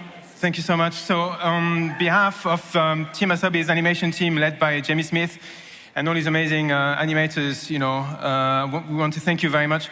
Actually, Jamie had a message for me. He wanted to really thank the D.I.C.E organization for rewarding animation in particular, because that's not the case everywhere, and he was really, really insistent on that. Yeah, thank you very much. A lot of the animation in Astrobot is actually done by hand. It's very old school. We do everything by hand, and it's really, really nice that the gags and the style actually, went all the way to be making people laugh, in their families and kind of have that kind of experience. So we're really, really pleased with that. And of course, it's teamwork. It's not just animators. It's everybody around the team that allows the animators to perform their art. So thank you very much, everyone. And Team Asobi, otsukare-sama desu. Arigatou gozaimasu.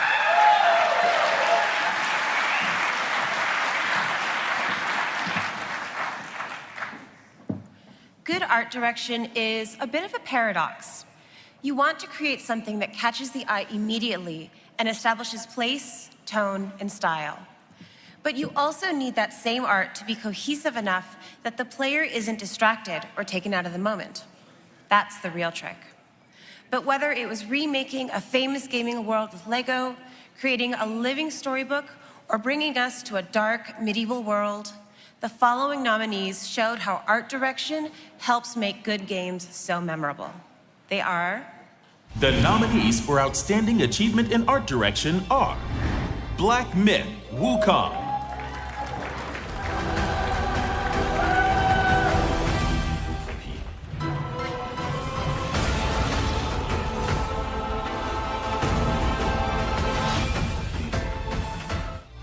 Indiana Jones and the Great Circle.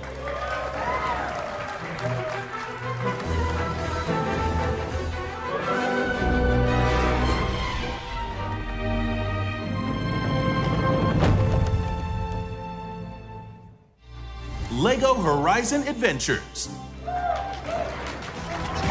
This is gonna hurt. Power hit. I'll fight you. How do you like this? Boom! Cool new stuff. Whoa! Bricks are gonna fly. Kapow! For a paddle. The Plucky Squire.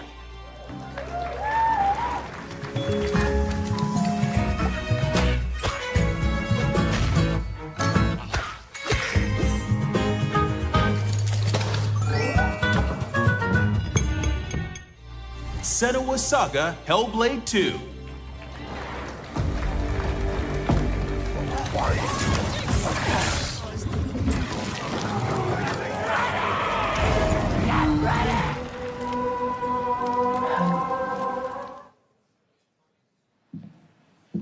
And the winner is Black Myth Wukong.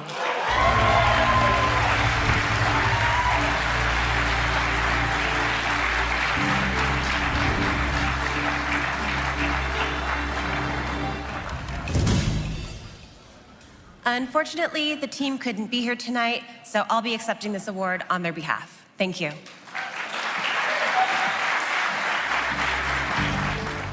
Welcome to the stage, the incoming co-studio head of Insomniac Games, Ryan Schneider.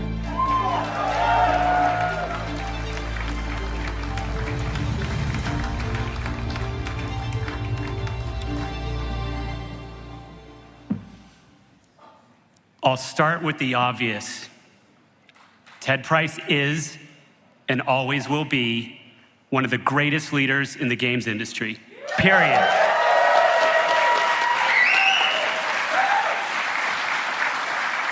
Think about what makes a legendary leader. It's possessing not just one, but several innate characteristics and superpowers. Vision, integrity, humility, resilience, the ability to listen, the courage to act, the will to do what is right. How many of you who know Ted just went through your own mental checklist as I rattled that off, reflecting on your interactions with him and responding, check, check, check, check, check, right on through, right? Now, of course, because Ted is so humble, he would be the first to downplay this whole thing. I can see him over here, and I feel him blushing right now. Yet, I hope Ted's parents and wife, Christine, who are here tonight, are filled with pride. Ted's one-of-one industry standing is true to me, and I know it's true to anyone here who's had the opportunity to collaborate with him over his Hall of Fame legacy. A legacy that's produced iconic game franchises on every PlayStation console, including Spyro the Dragon, Ratchet and Clank, that's right, Resistance Fall of Man, and Marvel's Spider-Man.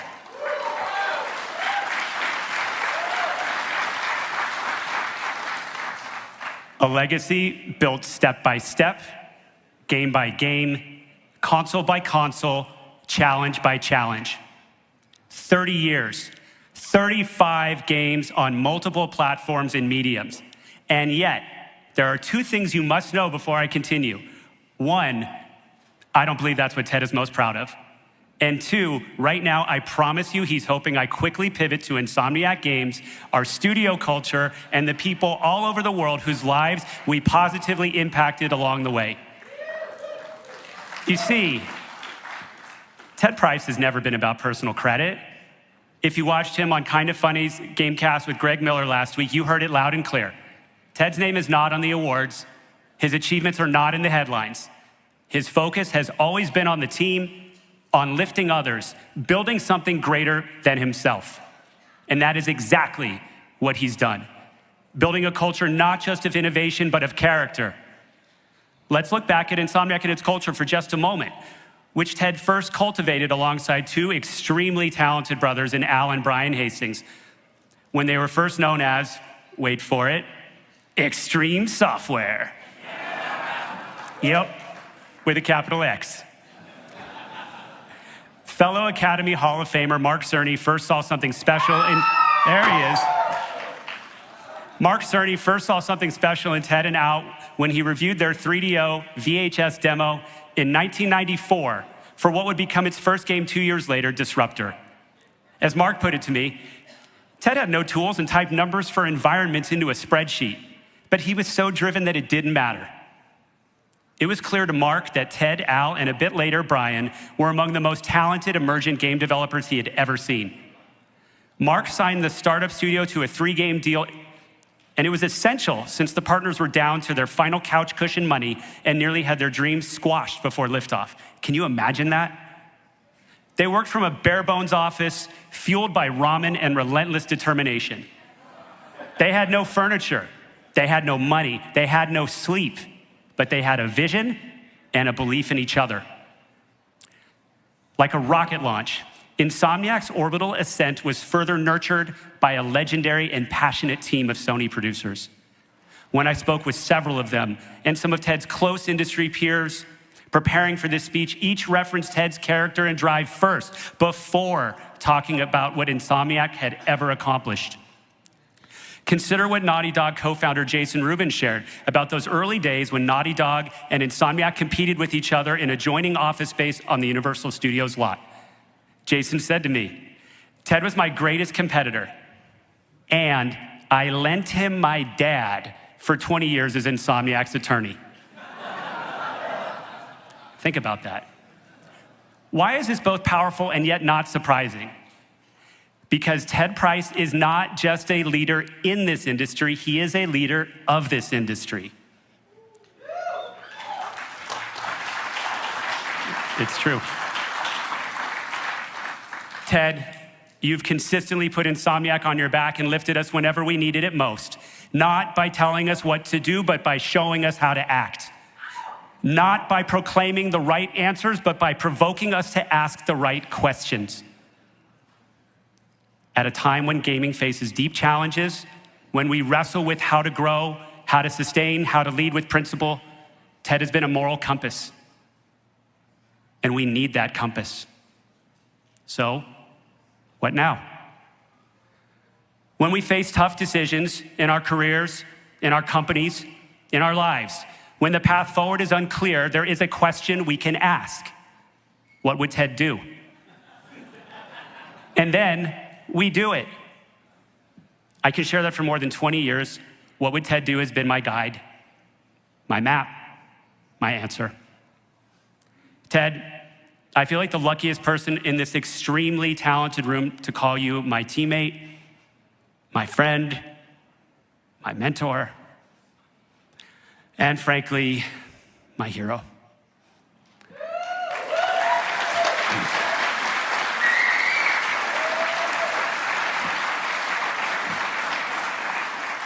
Though you may be hanging up your plaid flannels, and yes, all of them, Christine, I know, your example will endure long after tonight's applause fades, because you will continue to inspire the best of what we can be as you embody the best of who we are. Man, aren't you getting tired of playing these games? I am. I say if we're calling it a game, we're still not ready for a mission.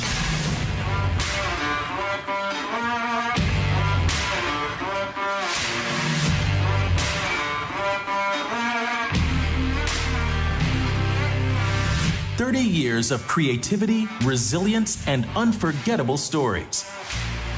From the beginning, Ted Price and his team were fueled by a simple passion to create unforgettable games. Themes of friendship, sacrifice, and triumph have shaped Insomniac Games' identity. Under Ted's leadership and care, Insomniac Games has set the standard for what can be achieved by creativity and collaboration, consistently delivering the highest quality for their fans and ensuring such a supportive and collaborative culture for their employees. In the early days of Insomniac, it felt like we were imposters, doing something we loved but had absolutely no business doing. And every day we ran into some seemingly impossible new challenge. But Ted had this unstoppable confidence that we would succeed no matter what, and that's what carried us through the toughest times. Our first game, Disruptor, didn't break records, but it was a turning point. It made us ask big questions. What kind of games do we want to make?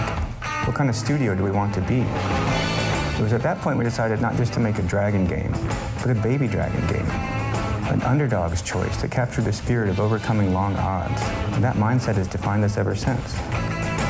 When Ted and the team pitched Spyro the Dragon, it wasn't just about the gameplay. It was about creating a colorful, joyful universe where everyone, adults, kids, newcomers to gaming, could feel welcome. Hey, stop daring. Haven't you guys ever seen a dragon before? Spyro became an iconic character, helping cement PlayStation's early success and a place in gaming history. The morph ray is used in Ratchet & Clank to turn your enemies into chickens. No, wait, before you do that, just explain to me how it's going to... Oh, it worked. Jerry's a chicken. With Ratchet & Clank, Insomniac took things to the next level. Crazy weapons, hilarious humor, and unforgettable characters. But Ratchet & Clank wasn't just about laughs or innovation. It was heartfelt. Every game made you think, made you care, and made you root for these misfit heroes. You okay, Bolts? You came after me. After creating one of gaming's most beloved duos, Insomniac didn't slow down. It pivoted with something fresh while hearkening back to its FPS disruptor roots. Resistance introduced a gritty, immersive world that was a radical departure from the animated universes of Spyro and Ratchet. Yet the signature Insomniac DNA was there. It was the story of underdogs fighting for survival, sacrificing for the greater good. Resistance was a triumph. It was critically acclaimed, made PS3 launch, and was a commercial success. Ted fostered transparency, trust, and a sustainable culture, earning Insomniac recognition as one of the industry's best places to work. When we worked together on the Oculus deal, now called MetaQuest, you could see how Insomniac operated as a unified force. Ted's leadership is always evident, but so is the collective strength of everyone on that team.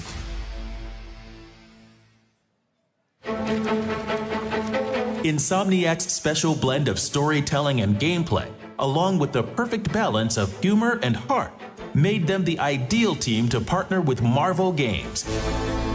We were instantly excited to make Spider-Man with PlayStation and Marvel. Characters are perfect for Insomniac. Peter Parker and Miles Morales fight Sandman and Kraven and Doc Ock, but they've also got to pay the rent. They've also got to try to get to class on time. This is my best friend, Harry. Hey, good to meet you. New job, huh?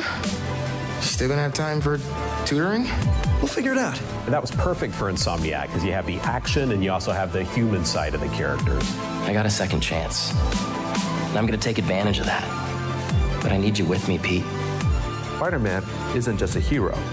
He's a symbol for resilience, responsibility, and courage. Everything from the swing to the zip to the heart of Peter and Miles Morales, it had to feel authentically real. We evolved as a studio, we pushed the boundaries of our craft, and we weaved in that special Insomniac spirit. I've had the pleasure of partnering closely with Ted and his incredible team at Insomniac. I couldn't have asked for a more perfect collaborator. But you know what else makes Ted such a perfect partner?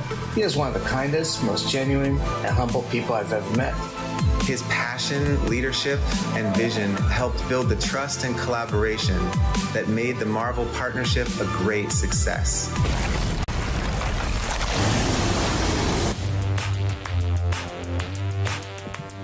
Ted's career has always been about more than just making games. He's shown that games can truly be a force for good, whether through groundbreaking accessibility tools or fostering a studio culture where creativity thrives because people feel supported and valued. His leadership and his games inspire all of us to do better and prove that positivity can drive greatness. No matter the challenge, you bring a unique blend of creativity and resolve that inspires everyone around you. Your character and your generosity have made you an incredible leader in the game industry. With over 100 million units sold, Ted Price's leadership at Insomniac Games has redefined gaming through innovation, inclusivity, and storytelling. Ted's games are classics, and the joy he and his teams have brought us to those games is more than enough to put him in our Hall of Fame. But it actually goes beyond that, because behind the scenes, the truth is, he's even better. Leading, helping, mentoring. He's a selfless friend, yes, to me and to a generation of creators in our industry. You know, I actually nominate Ted every year for this award, and he always turns it down, saying it should go to others. Well, the truth is, no one deserves it more. After 30 years of working with him, I can tell you, Ted is relentless. He never gives up. He never stops searching for a way to make the game or the company better.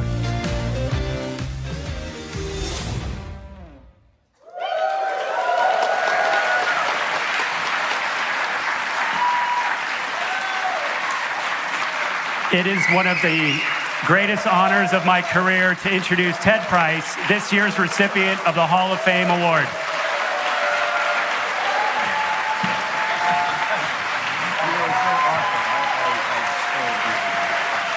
Wow.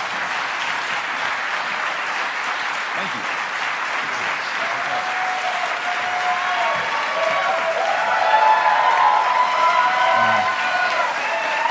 Y'all really can, sit down. It's okay. But thank you. It gets a little awkward after a while, but woo! Ryan, holy cow, thank you. That meant so much. And to all my friends who were up there, wow, I'm almost speechless. Everything almost went out of my brain, but I actually have a few things to say. I want to thank all my friends, and of course, I want to thank the Academy, and I think I speak for all of us here when I say, Megan, where are you? Megan, you and the Academy team continue to make this the most special event in the industry, and we're also grateful to you for bringing us all together every year.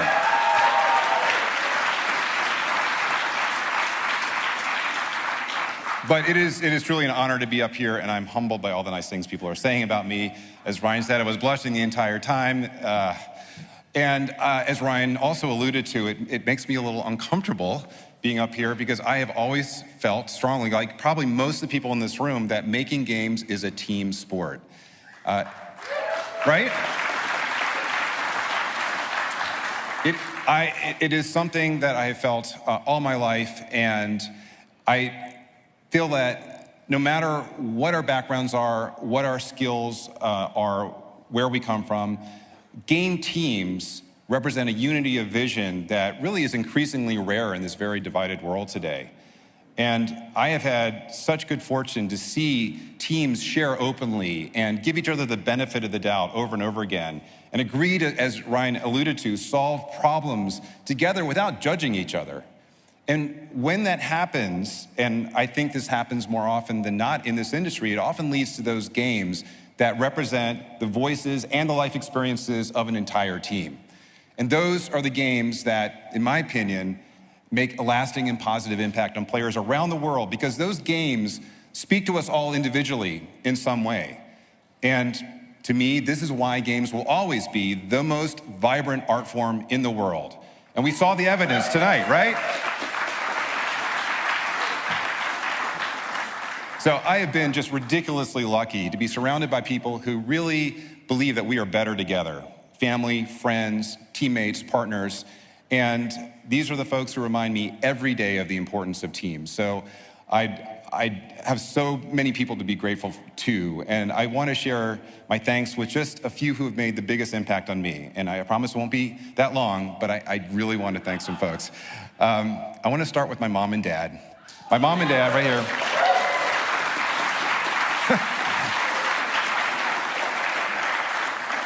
My mom and dad are visiting for the first time ever in Las Vegas, which has been quite a week, right?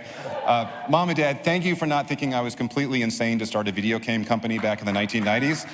And if you did think I was crazy, you didn't say it. But thank you for always encouraging me and for teaching me the values that have driven me forever. And I will also say, Mom, just like we talked about at dinner last night, thank you for bringing home that Atari 2600 in the 1970s.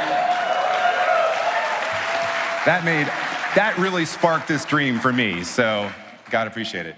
I appreciate it. To my brilliant partners of 31 years, Al and Brian Hastings, who can't be here tonight, so I'm looking in the camera.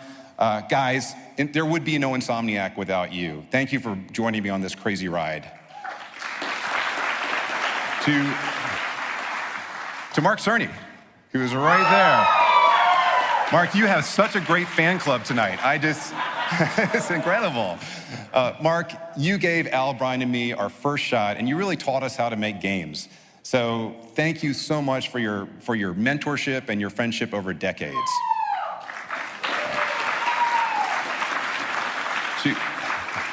To all of our beloved Sony producers, and I'm gonna embarrass you by naming you, Shu Yoshida, who I see here, Connie Booth, who I also know is here, Grady Hunt, who I think is here, R. Demerjian, Joe Castano, and Greg Phillips.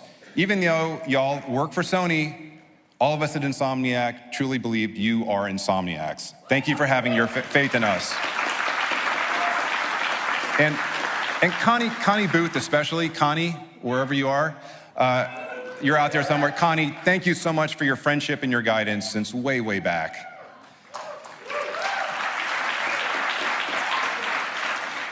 To Jay and Luke and Eric and Tim, the Marvel team and all the team members, from all of us at Insomniac, thank you for entrusting us with your beloved characters.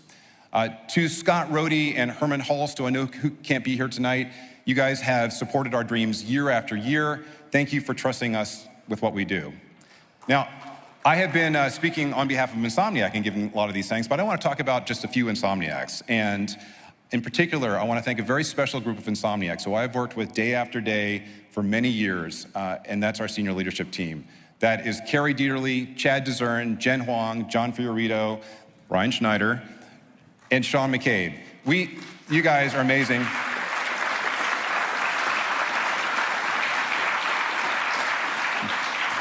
We really have gone through thick and thin together, and I will always cherish those moments and cherish our friendship forever. And I can't talk about our leadership team without talking about all the Insomniacs. For all the Insomniacs who are here today, who have joined us over the years, thank you not just for believing in our vision, but for working together to create a place I will always call home. This award is as much for all of you as it is for me. And love you. I'm gonna miss all of you. And I can't talk about Insomniac without talking about our players. For our players, thank you for being on this continuing journey with us. We do what we do for you. There is one last thank you that I have, and it is a thank you that I haven't had the opportunity to make publicly, and it is a thank you that's been many, many years in the making, and it is to my beautiful wife, Christine.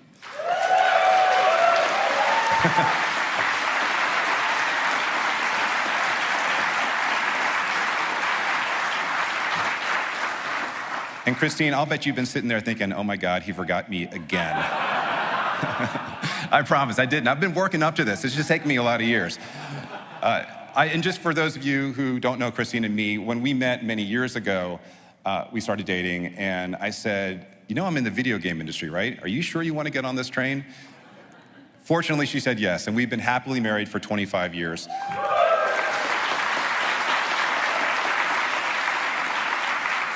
So, Christine, thank you for being my soulmate, my best friend, for being an incredible partner in raising 4 amazing kids who I know are watching. Grayson, Kylie, Tinley, and Brennan. Your mom's awesome, right? You know that. And more than that, thank you for being so unfailingly positive about everything and reminding me every single day to see the good in every person and every situation, no matter what. I love you, babe. I do.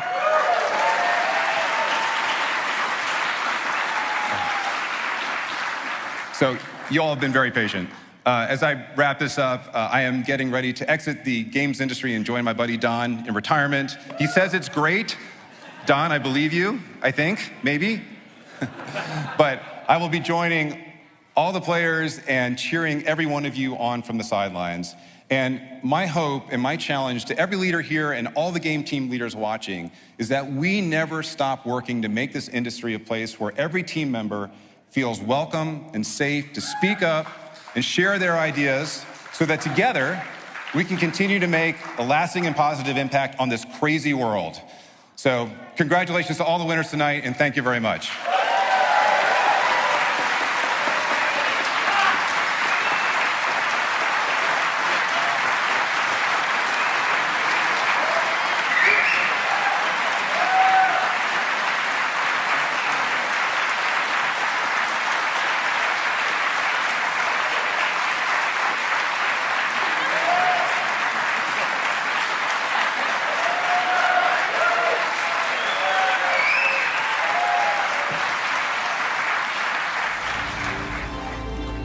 Please welcome the co-founder of Windflower Games and an advisor to the Independent Game Summit, Sunny Pavlovich.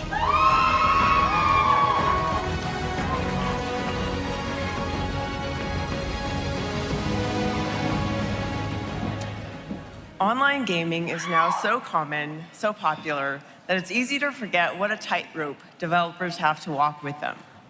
Your online game needs to be accessible, often across devices with vastly different computing power and connection speeds. Your online game needs to be understandable, often across extremely different cultures and languages. And most of all, your online game needs to be fun. Somehow that's the hardest part. But as the following games show, when done right, there's nothing quite like playing against friends, both nearby and on the other side of the globe. Here are the nominees. The nominees for Online Game of the Year are Call of Duty Black Ops 6,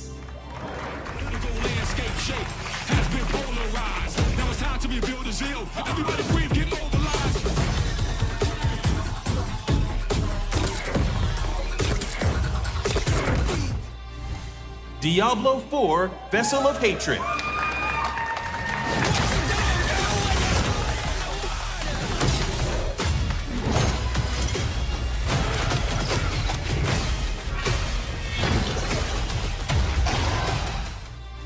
Helldivers 2,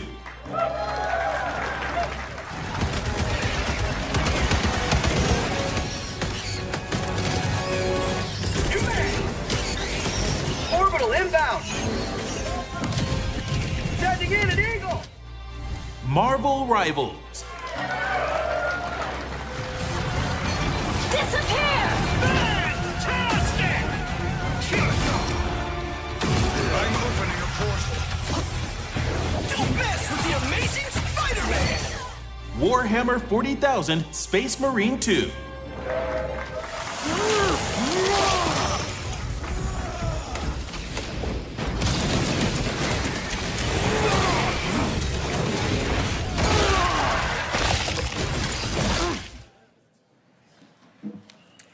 And the winner is Helldivers 2.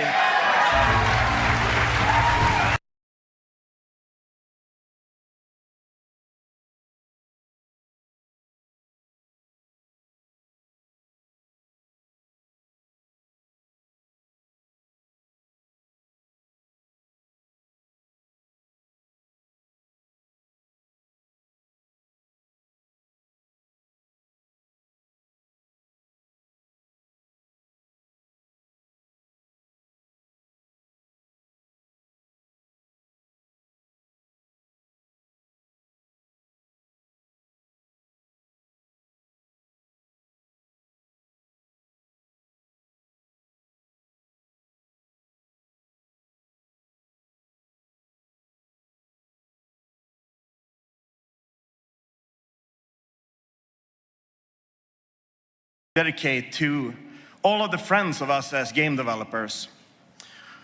Because I know a lot of you play video games in your spare time, and at least for me, video games has been a way for me to stay connected to all of my friends across the world, for a way for us to hang out and have a good time, even though we're separated by oceans, separated by vast forests and other geological features. But also, I think this award, more than any, goes out to the millions of Helldivers out there that are on a daily basis fighting for democracy.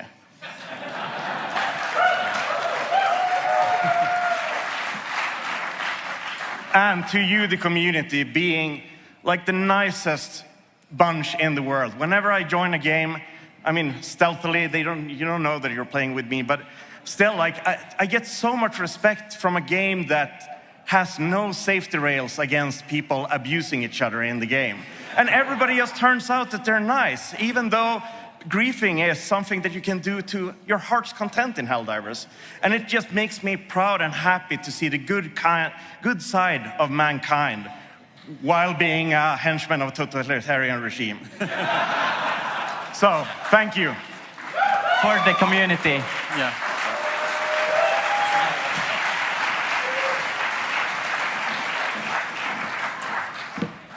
There's a simple reason that mobile games are so successful. Almost everyone has access to them, right here and right now. So no matter what age you are, where you live, there's a good chance you have a phone and you know how to use a touchscreen. Mobile games reach across all audiences and demographics, to the point where people who never describe themselves as gamers are still have a favorite way to enjoy themselves on the go. And let's be honest, there's probably a good chance someone in this audience is playing a game on their phone right now. I won't stop you, but it better be one of these. Nominees for Mobile Game of the Year. The nominees for Mobile Game of the Year are Balatro,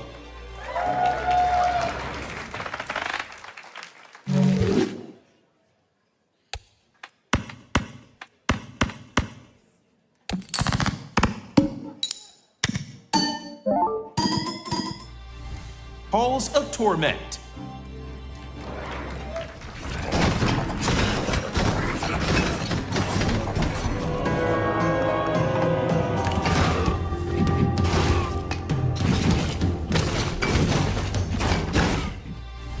Monument Valley 3,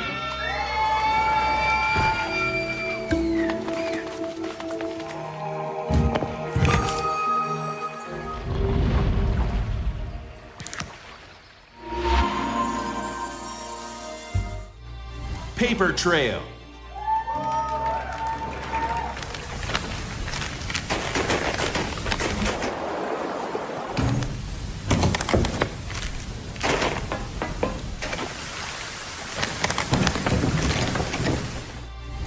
Wuthering Waves,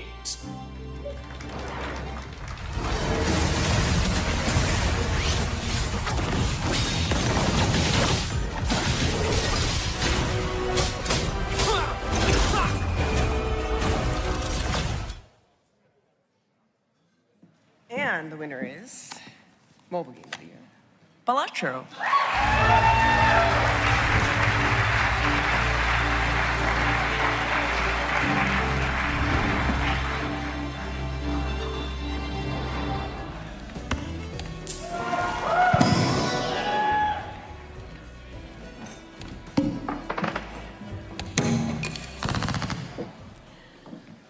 I think Troy just left to finish his run.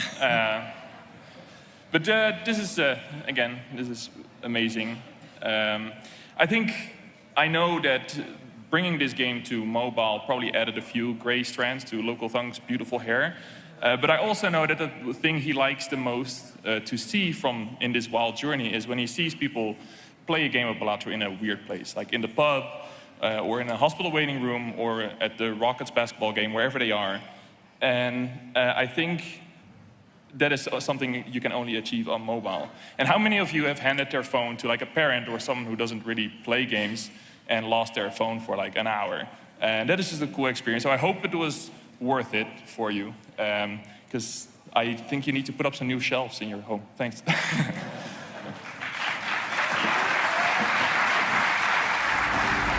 Welcome to the stage, former producer for the Halo franchise and current head of film and television for Xbox, Kiki Wolfkill.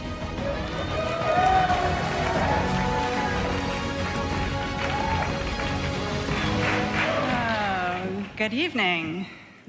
Family games aren't just titles made for all audiences. Although that is true, they're also games that help us interact with the people we love, and they give us stories to share. Whether a game about a robot rescuing his friends, or a little cat on a big adventure, or a storybook character escaping the page, the following nominees show how brilliant design that's accessible to everyone can bring families together. Or in the case of Super Mario Party Jamboree, gently tear those families apart, just a little bit. The nominees are... The nominees for Family Game of the Year are Astrobot,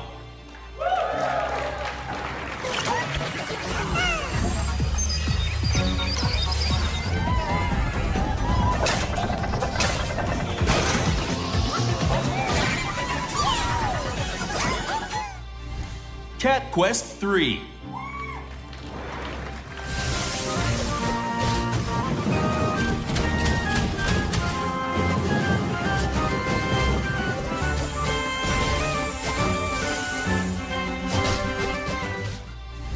Little Kitty, Big City,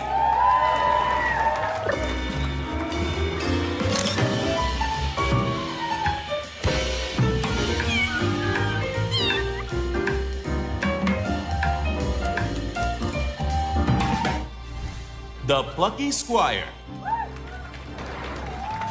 Once upon a time, there was a plucky squire named Jot.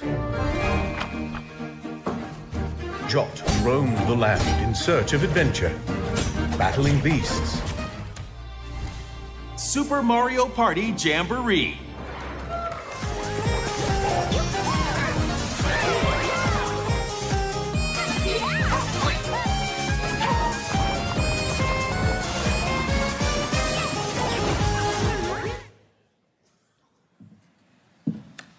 And the winner is Astrobot.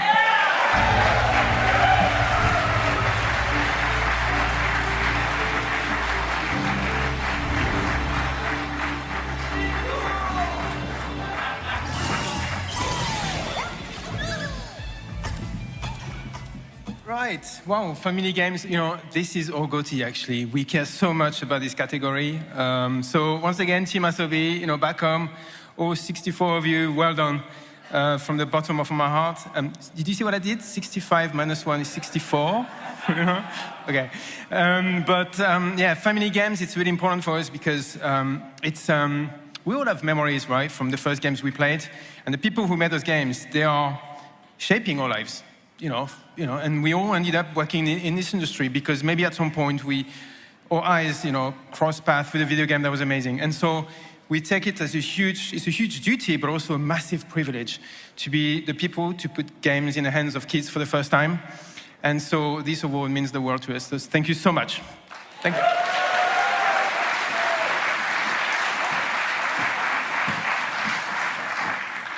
So some of you may know that I was a race car driver in a former life, but I also started my career in racing games, so this category is near and dear to my heart. For many of us, racing games offer the ultimate wish fulfillment, driving exotic cars at breakneck speeds, making that perfect pass, playing race engineer and modding to your heart's content, no wallet required. Racing games offer the thrill of wheel-to-wheel competition with the adrenaline rush of decelerating from 230 miles per hour into a corner to dive. And where else can you practice your four-wheel drift in the streets of Tokyo without getting a ticket? There's nothing like it. The nominees for Racing Game of the Year are... The nominees for Racing Game of the Year are F124.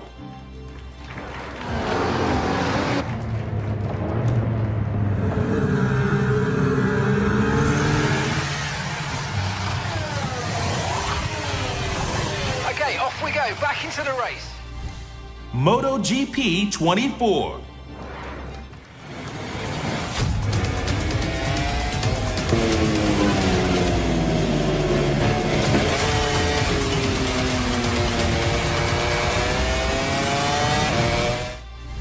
Night Runners Prologue.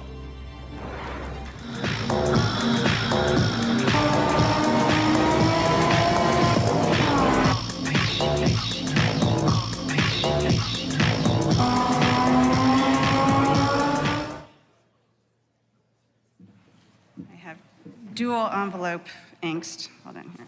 And the winner is F124.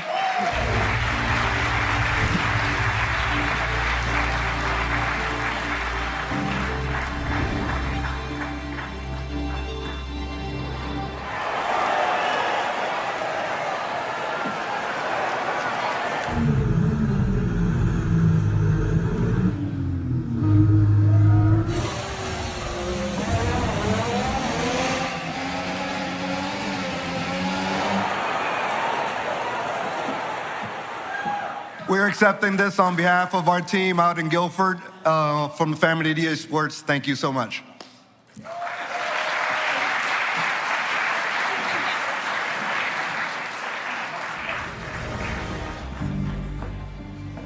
From developer and publisher Dreamhaven, please welcome to the stage Amy and Mike Morheim.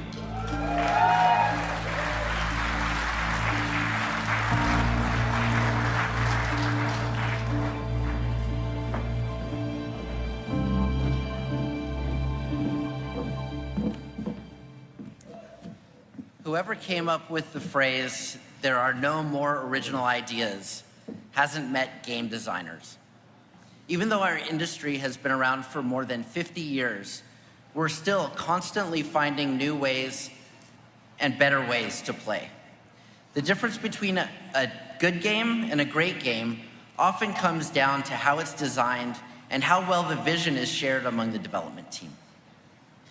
The games in this category are a testament to the power and limitlessness of creativity.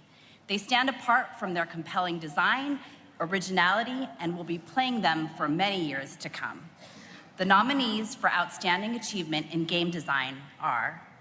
The nominees for Outstanding Achievement in Game Design are Animal Well,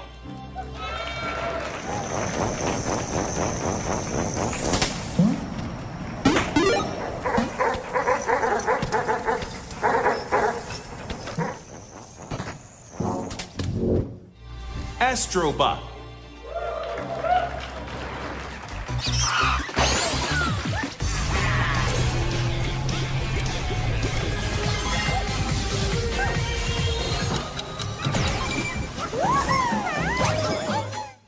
Balatro,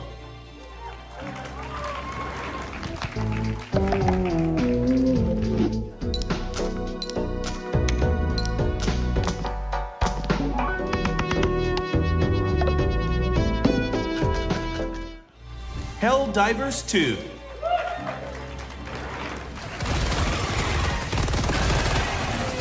My arm! Say hello to democracy!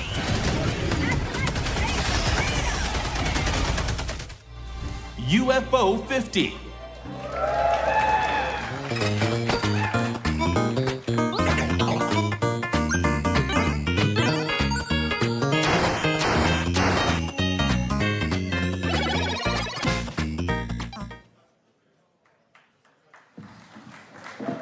And the winner is Astrobot.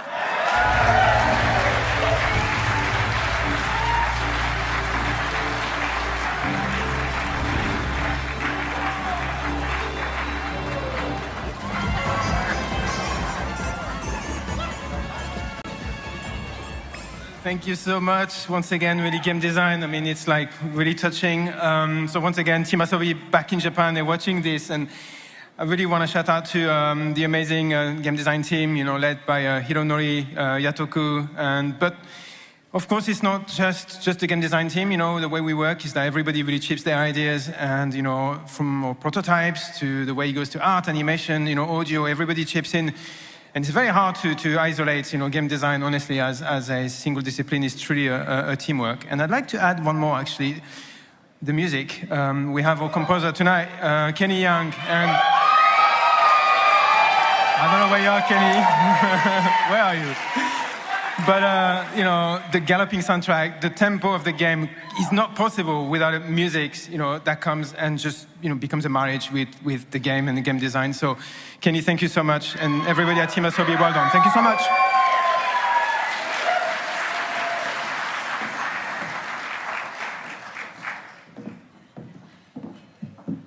One of the hardest questions game directors get is, what does a game director do?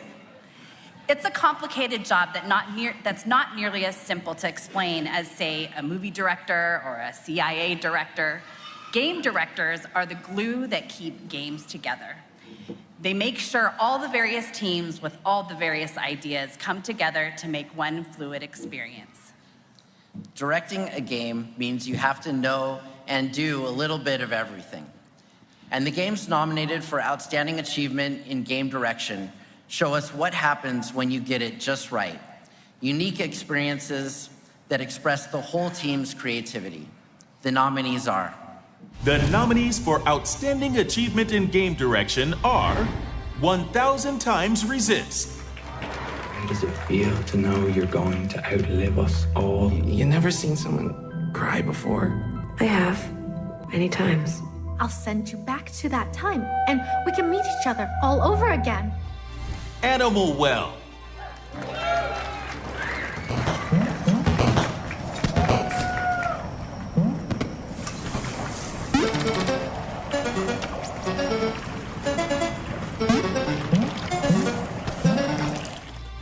Lorelei and the Laser Eyes.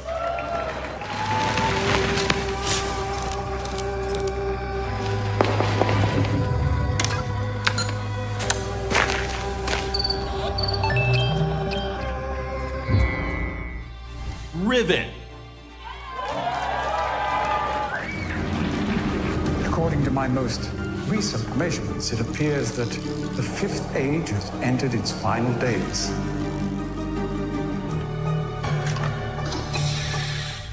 Thank goodness you're here. Thank goodness you're here.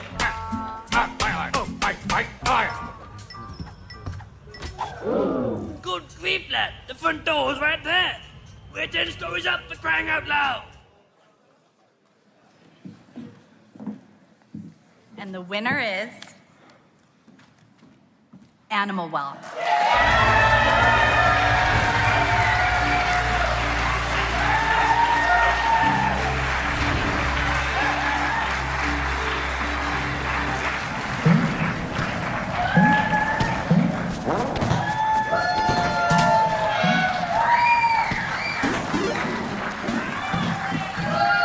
All right, wow. Was not expecting this, but yeah, so Animal Well is pretty much the result of me being kind of like left to my own devices throughout all of development, and this is the result. But yeah, honestly, it would not be nearly as good of a game if it weren't for all like the feedback and the testing and the play testing from my partner Dan, everyone at Big Mo, Jason and Leah, my girlfriend Madison. All that, they just, you know, played the game so much and gave their thoughts, and yeah, I'm just super grateful. This is amazing. Thank you so much.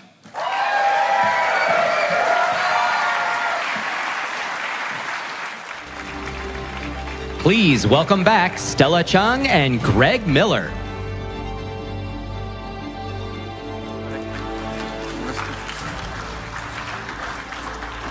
It's still so long. I know. It's such a long walk this year. I'm not getting over it. Good news, everybody. We are almost done. We're at the final award, everybody. Yes. Game of the year. But an award this big should be presented by someone just as big. Please welcome the D.I.C.E. award-winning writer and director behind games like The Last of Us, Uncharted 4, and the upcoming intergalactic The Heretic Prophet. Naughty Dog, head of studio and head of creative, Neil Druckmann.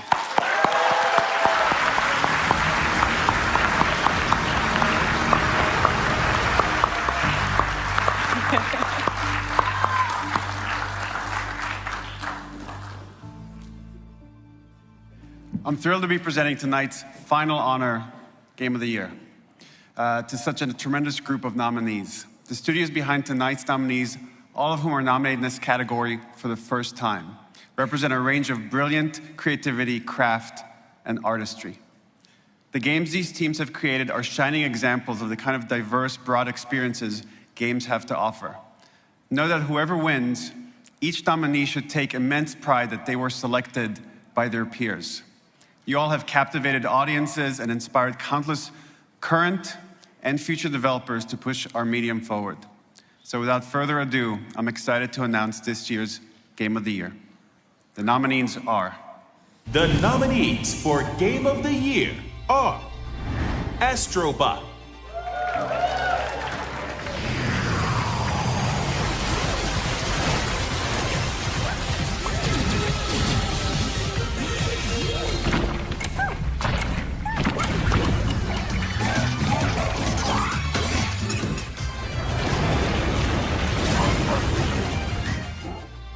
Balatro,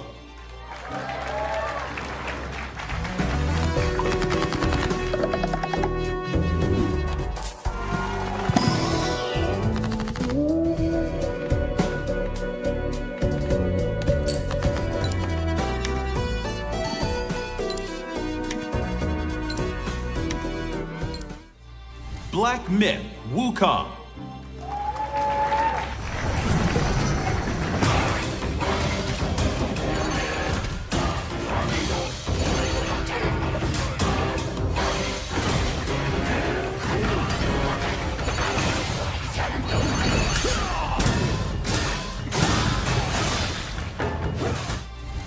Helldivers 2.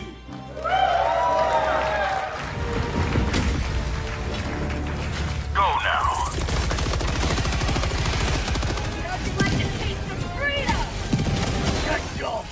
Get some! Reloading! Southwest, close.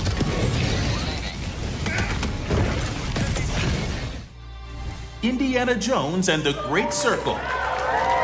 Myths, history. There's different ways to interpret the past. Temple, maybe a rite of passage for Khmer warriors.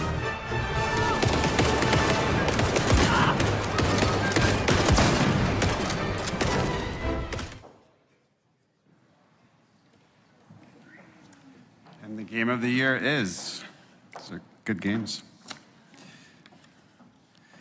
Congrats to Team Asobi, it's Astrobot.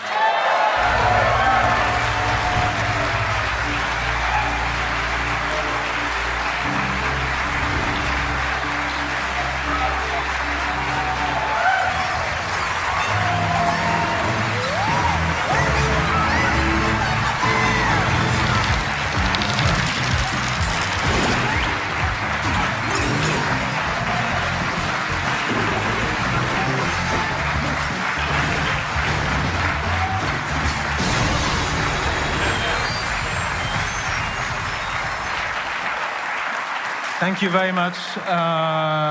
Wow. Once again, I cannot stand here, without mentioning Team Asobi. So back home, it's Friday morning in Japan. They finished lunch. They had a great review, I hope. And look at you. The world is watching you once again. You put your love and heart into this game. And, today you're seeing the rewards of that. I can't thank you enough. I wish we were all here together. Thank you so much. And, really, from the bottom of my heart, I just want to thank you for every single day that you put in. We should also thank, all the partners. I know it's the classic kind of thank you round, but I mean, we couldn't be making Team Asobi as a studio, without the trust, of our leaders, Herman and Scott Roddy and many others. And, Astrobot was a celebration of 30 years of PlayStation. I think I said it before, but I mean, the number of publishers who came and raised their hand without asking anything in return just to be part of this was amazing. And the TPR team that organized all of this and got us talking to these teams did an amazing job, really.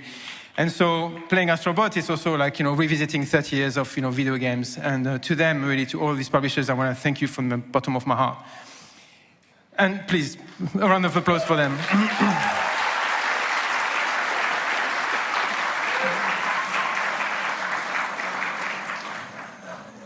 Perhaps there's a couple of things I'd like to close this with. I've already made a Nintendo joke, so we're not going to go there. But I mean, we were able to reconnect with the family audience with this game. And that was really, really important to us because it is something that we felt we had lost.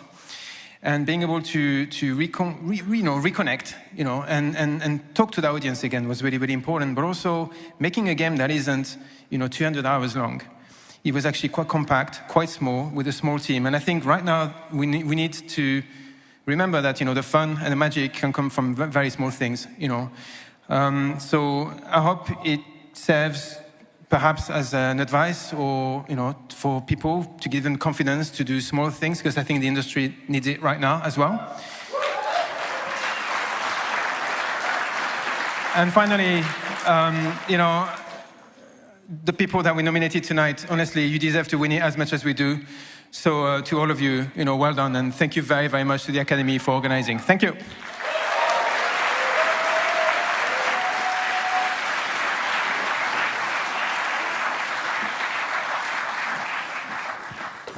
One more time for Astrobot, everybody!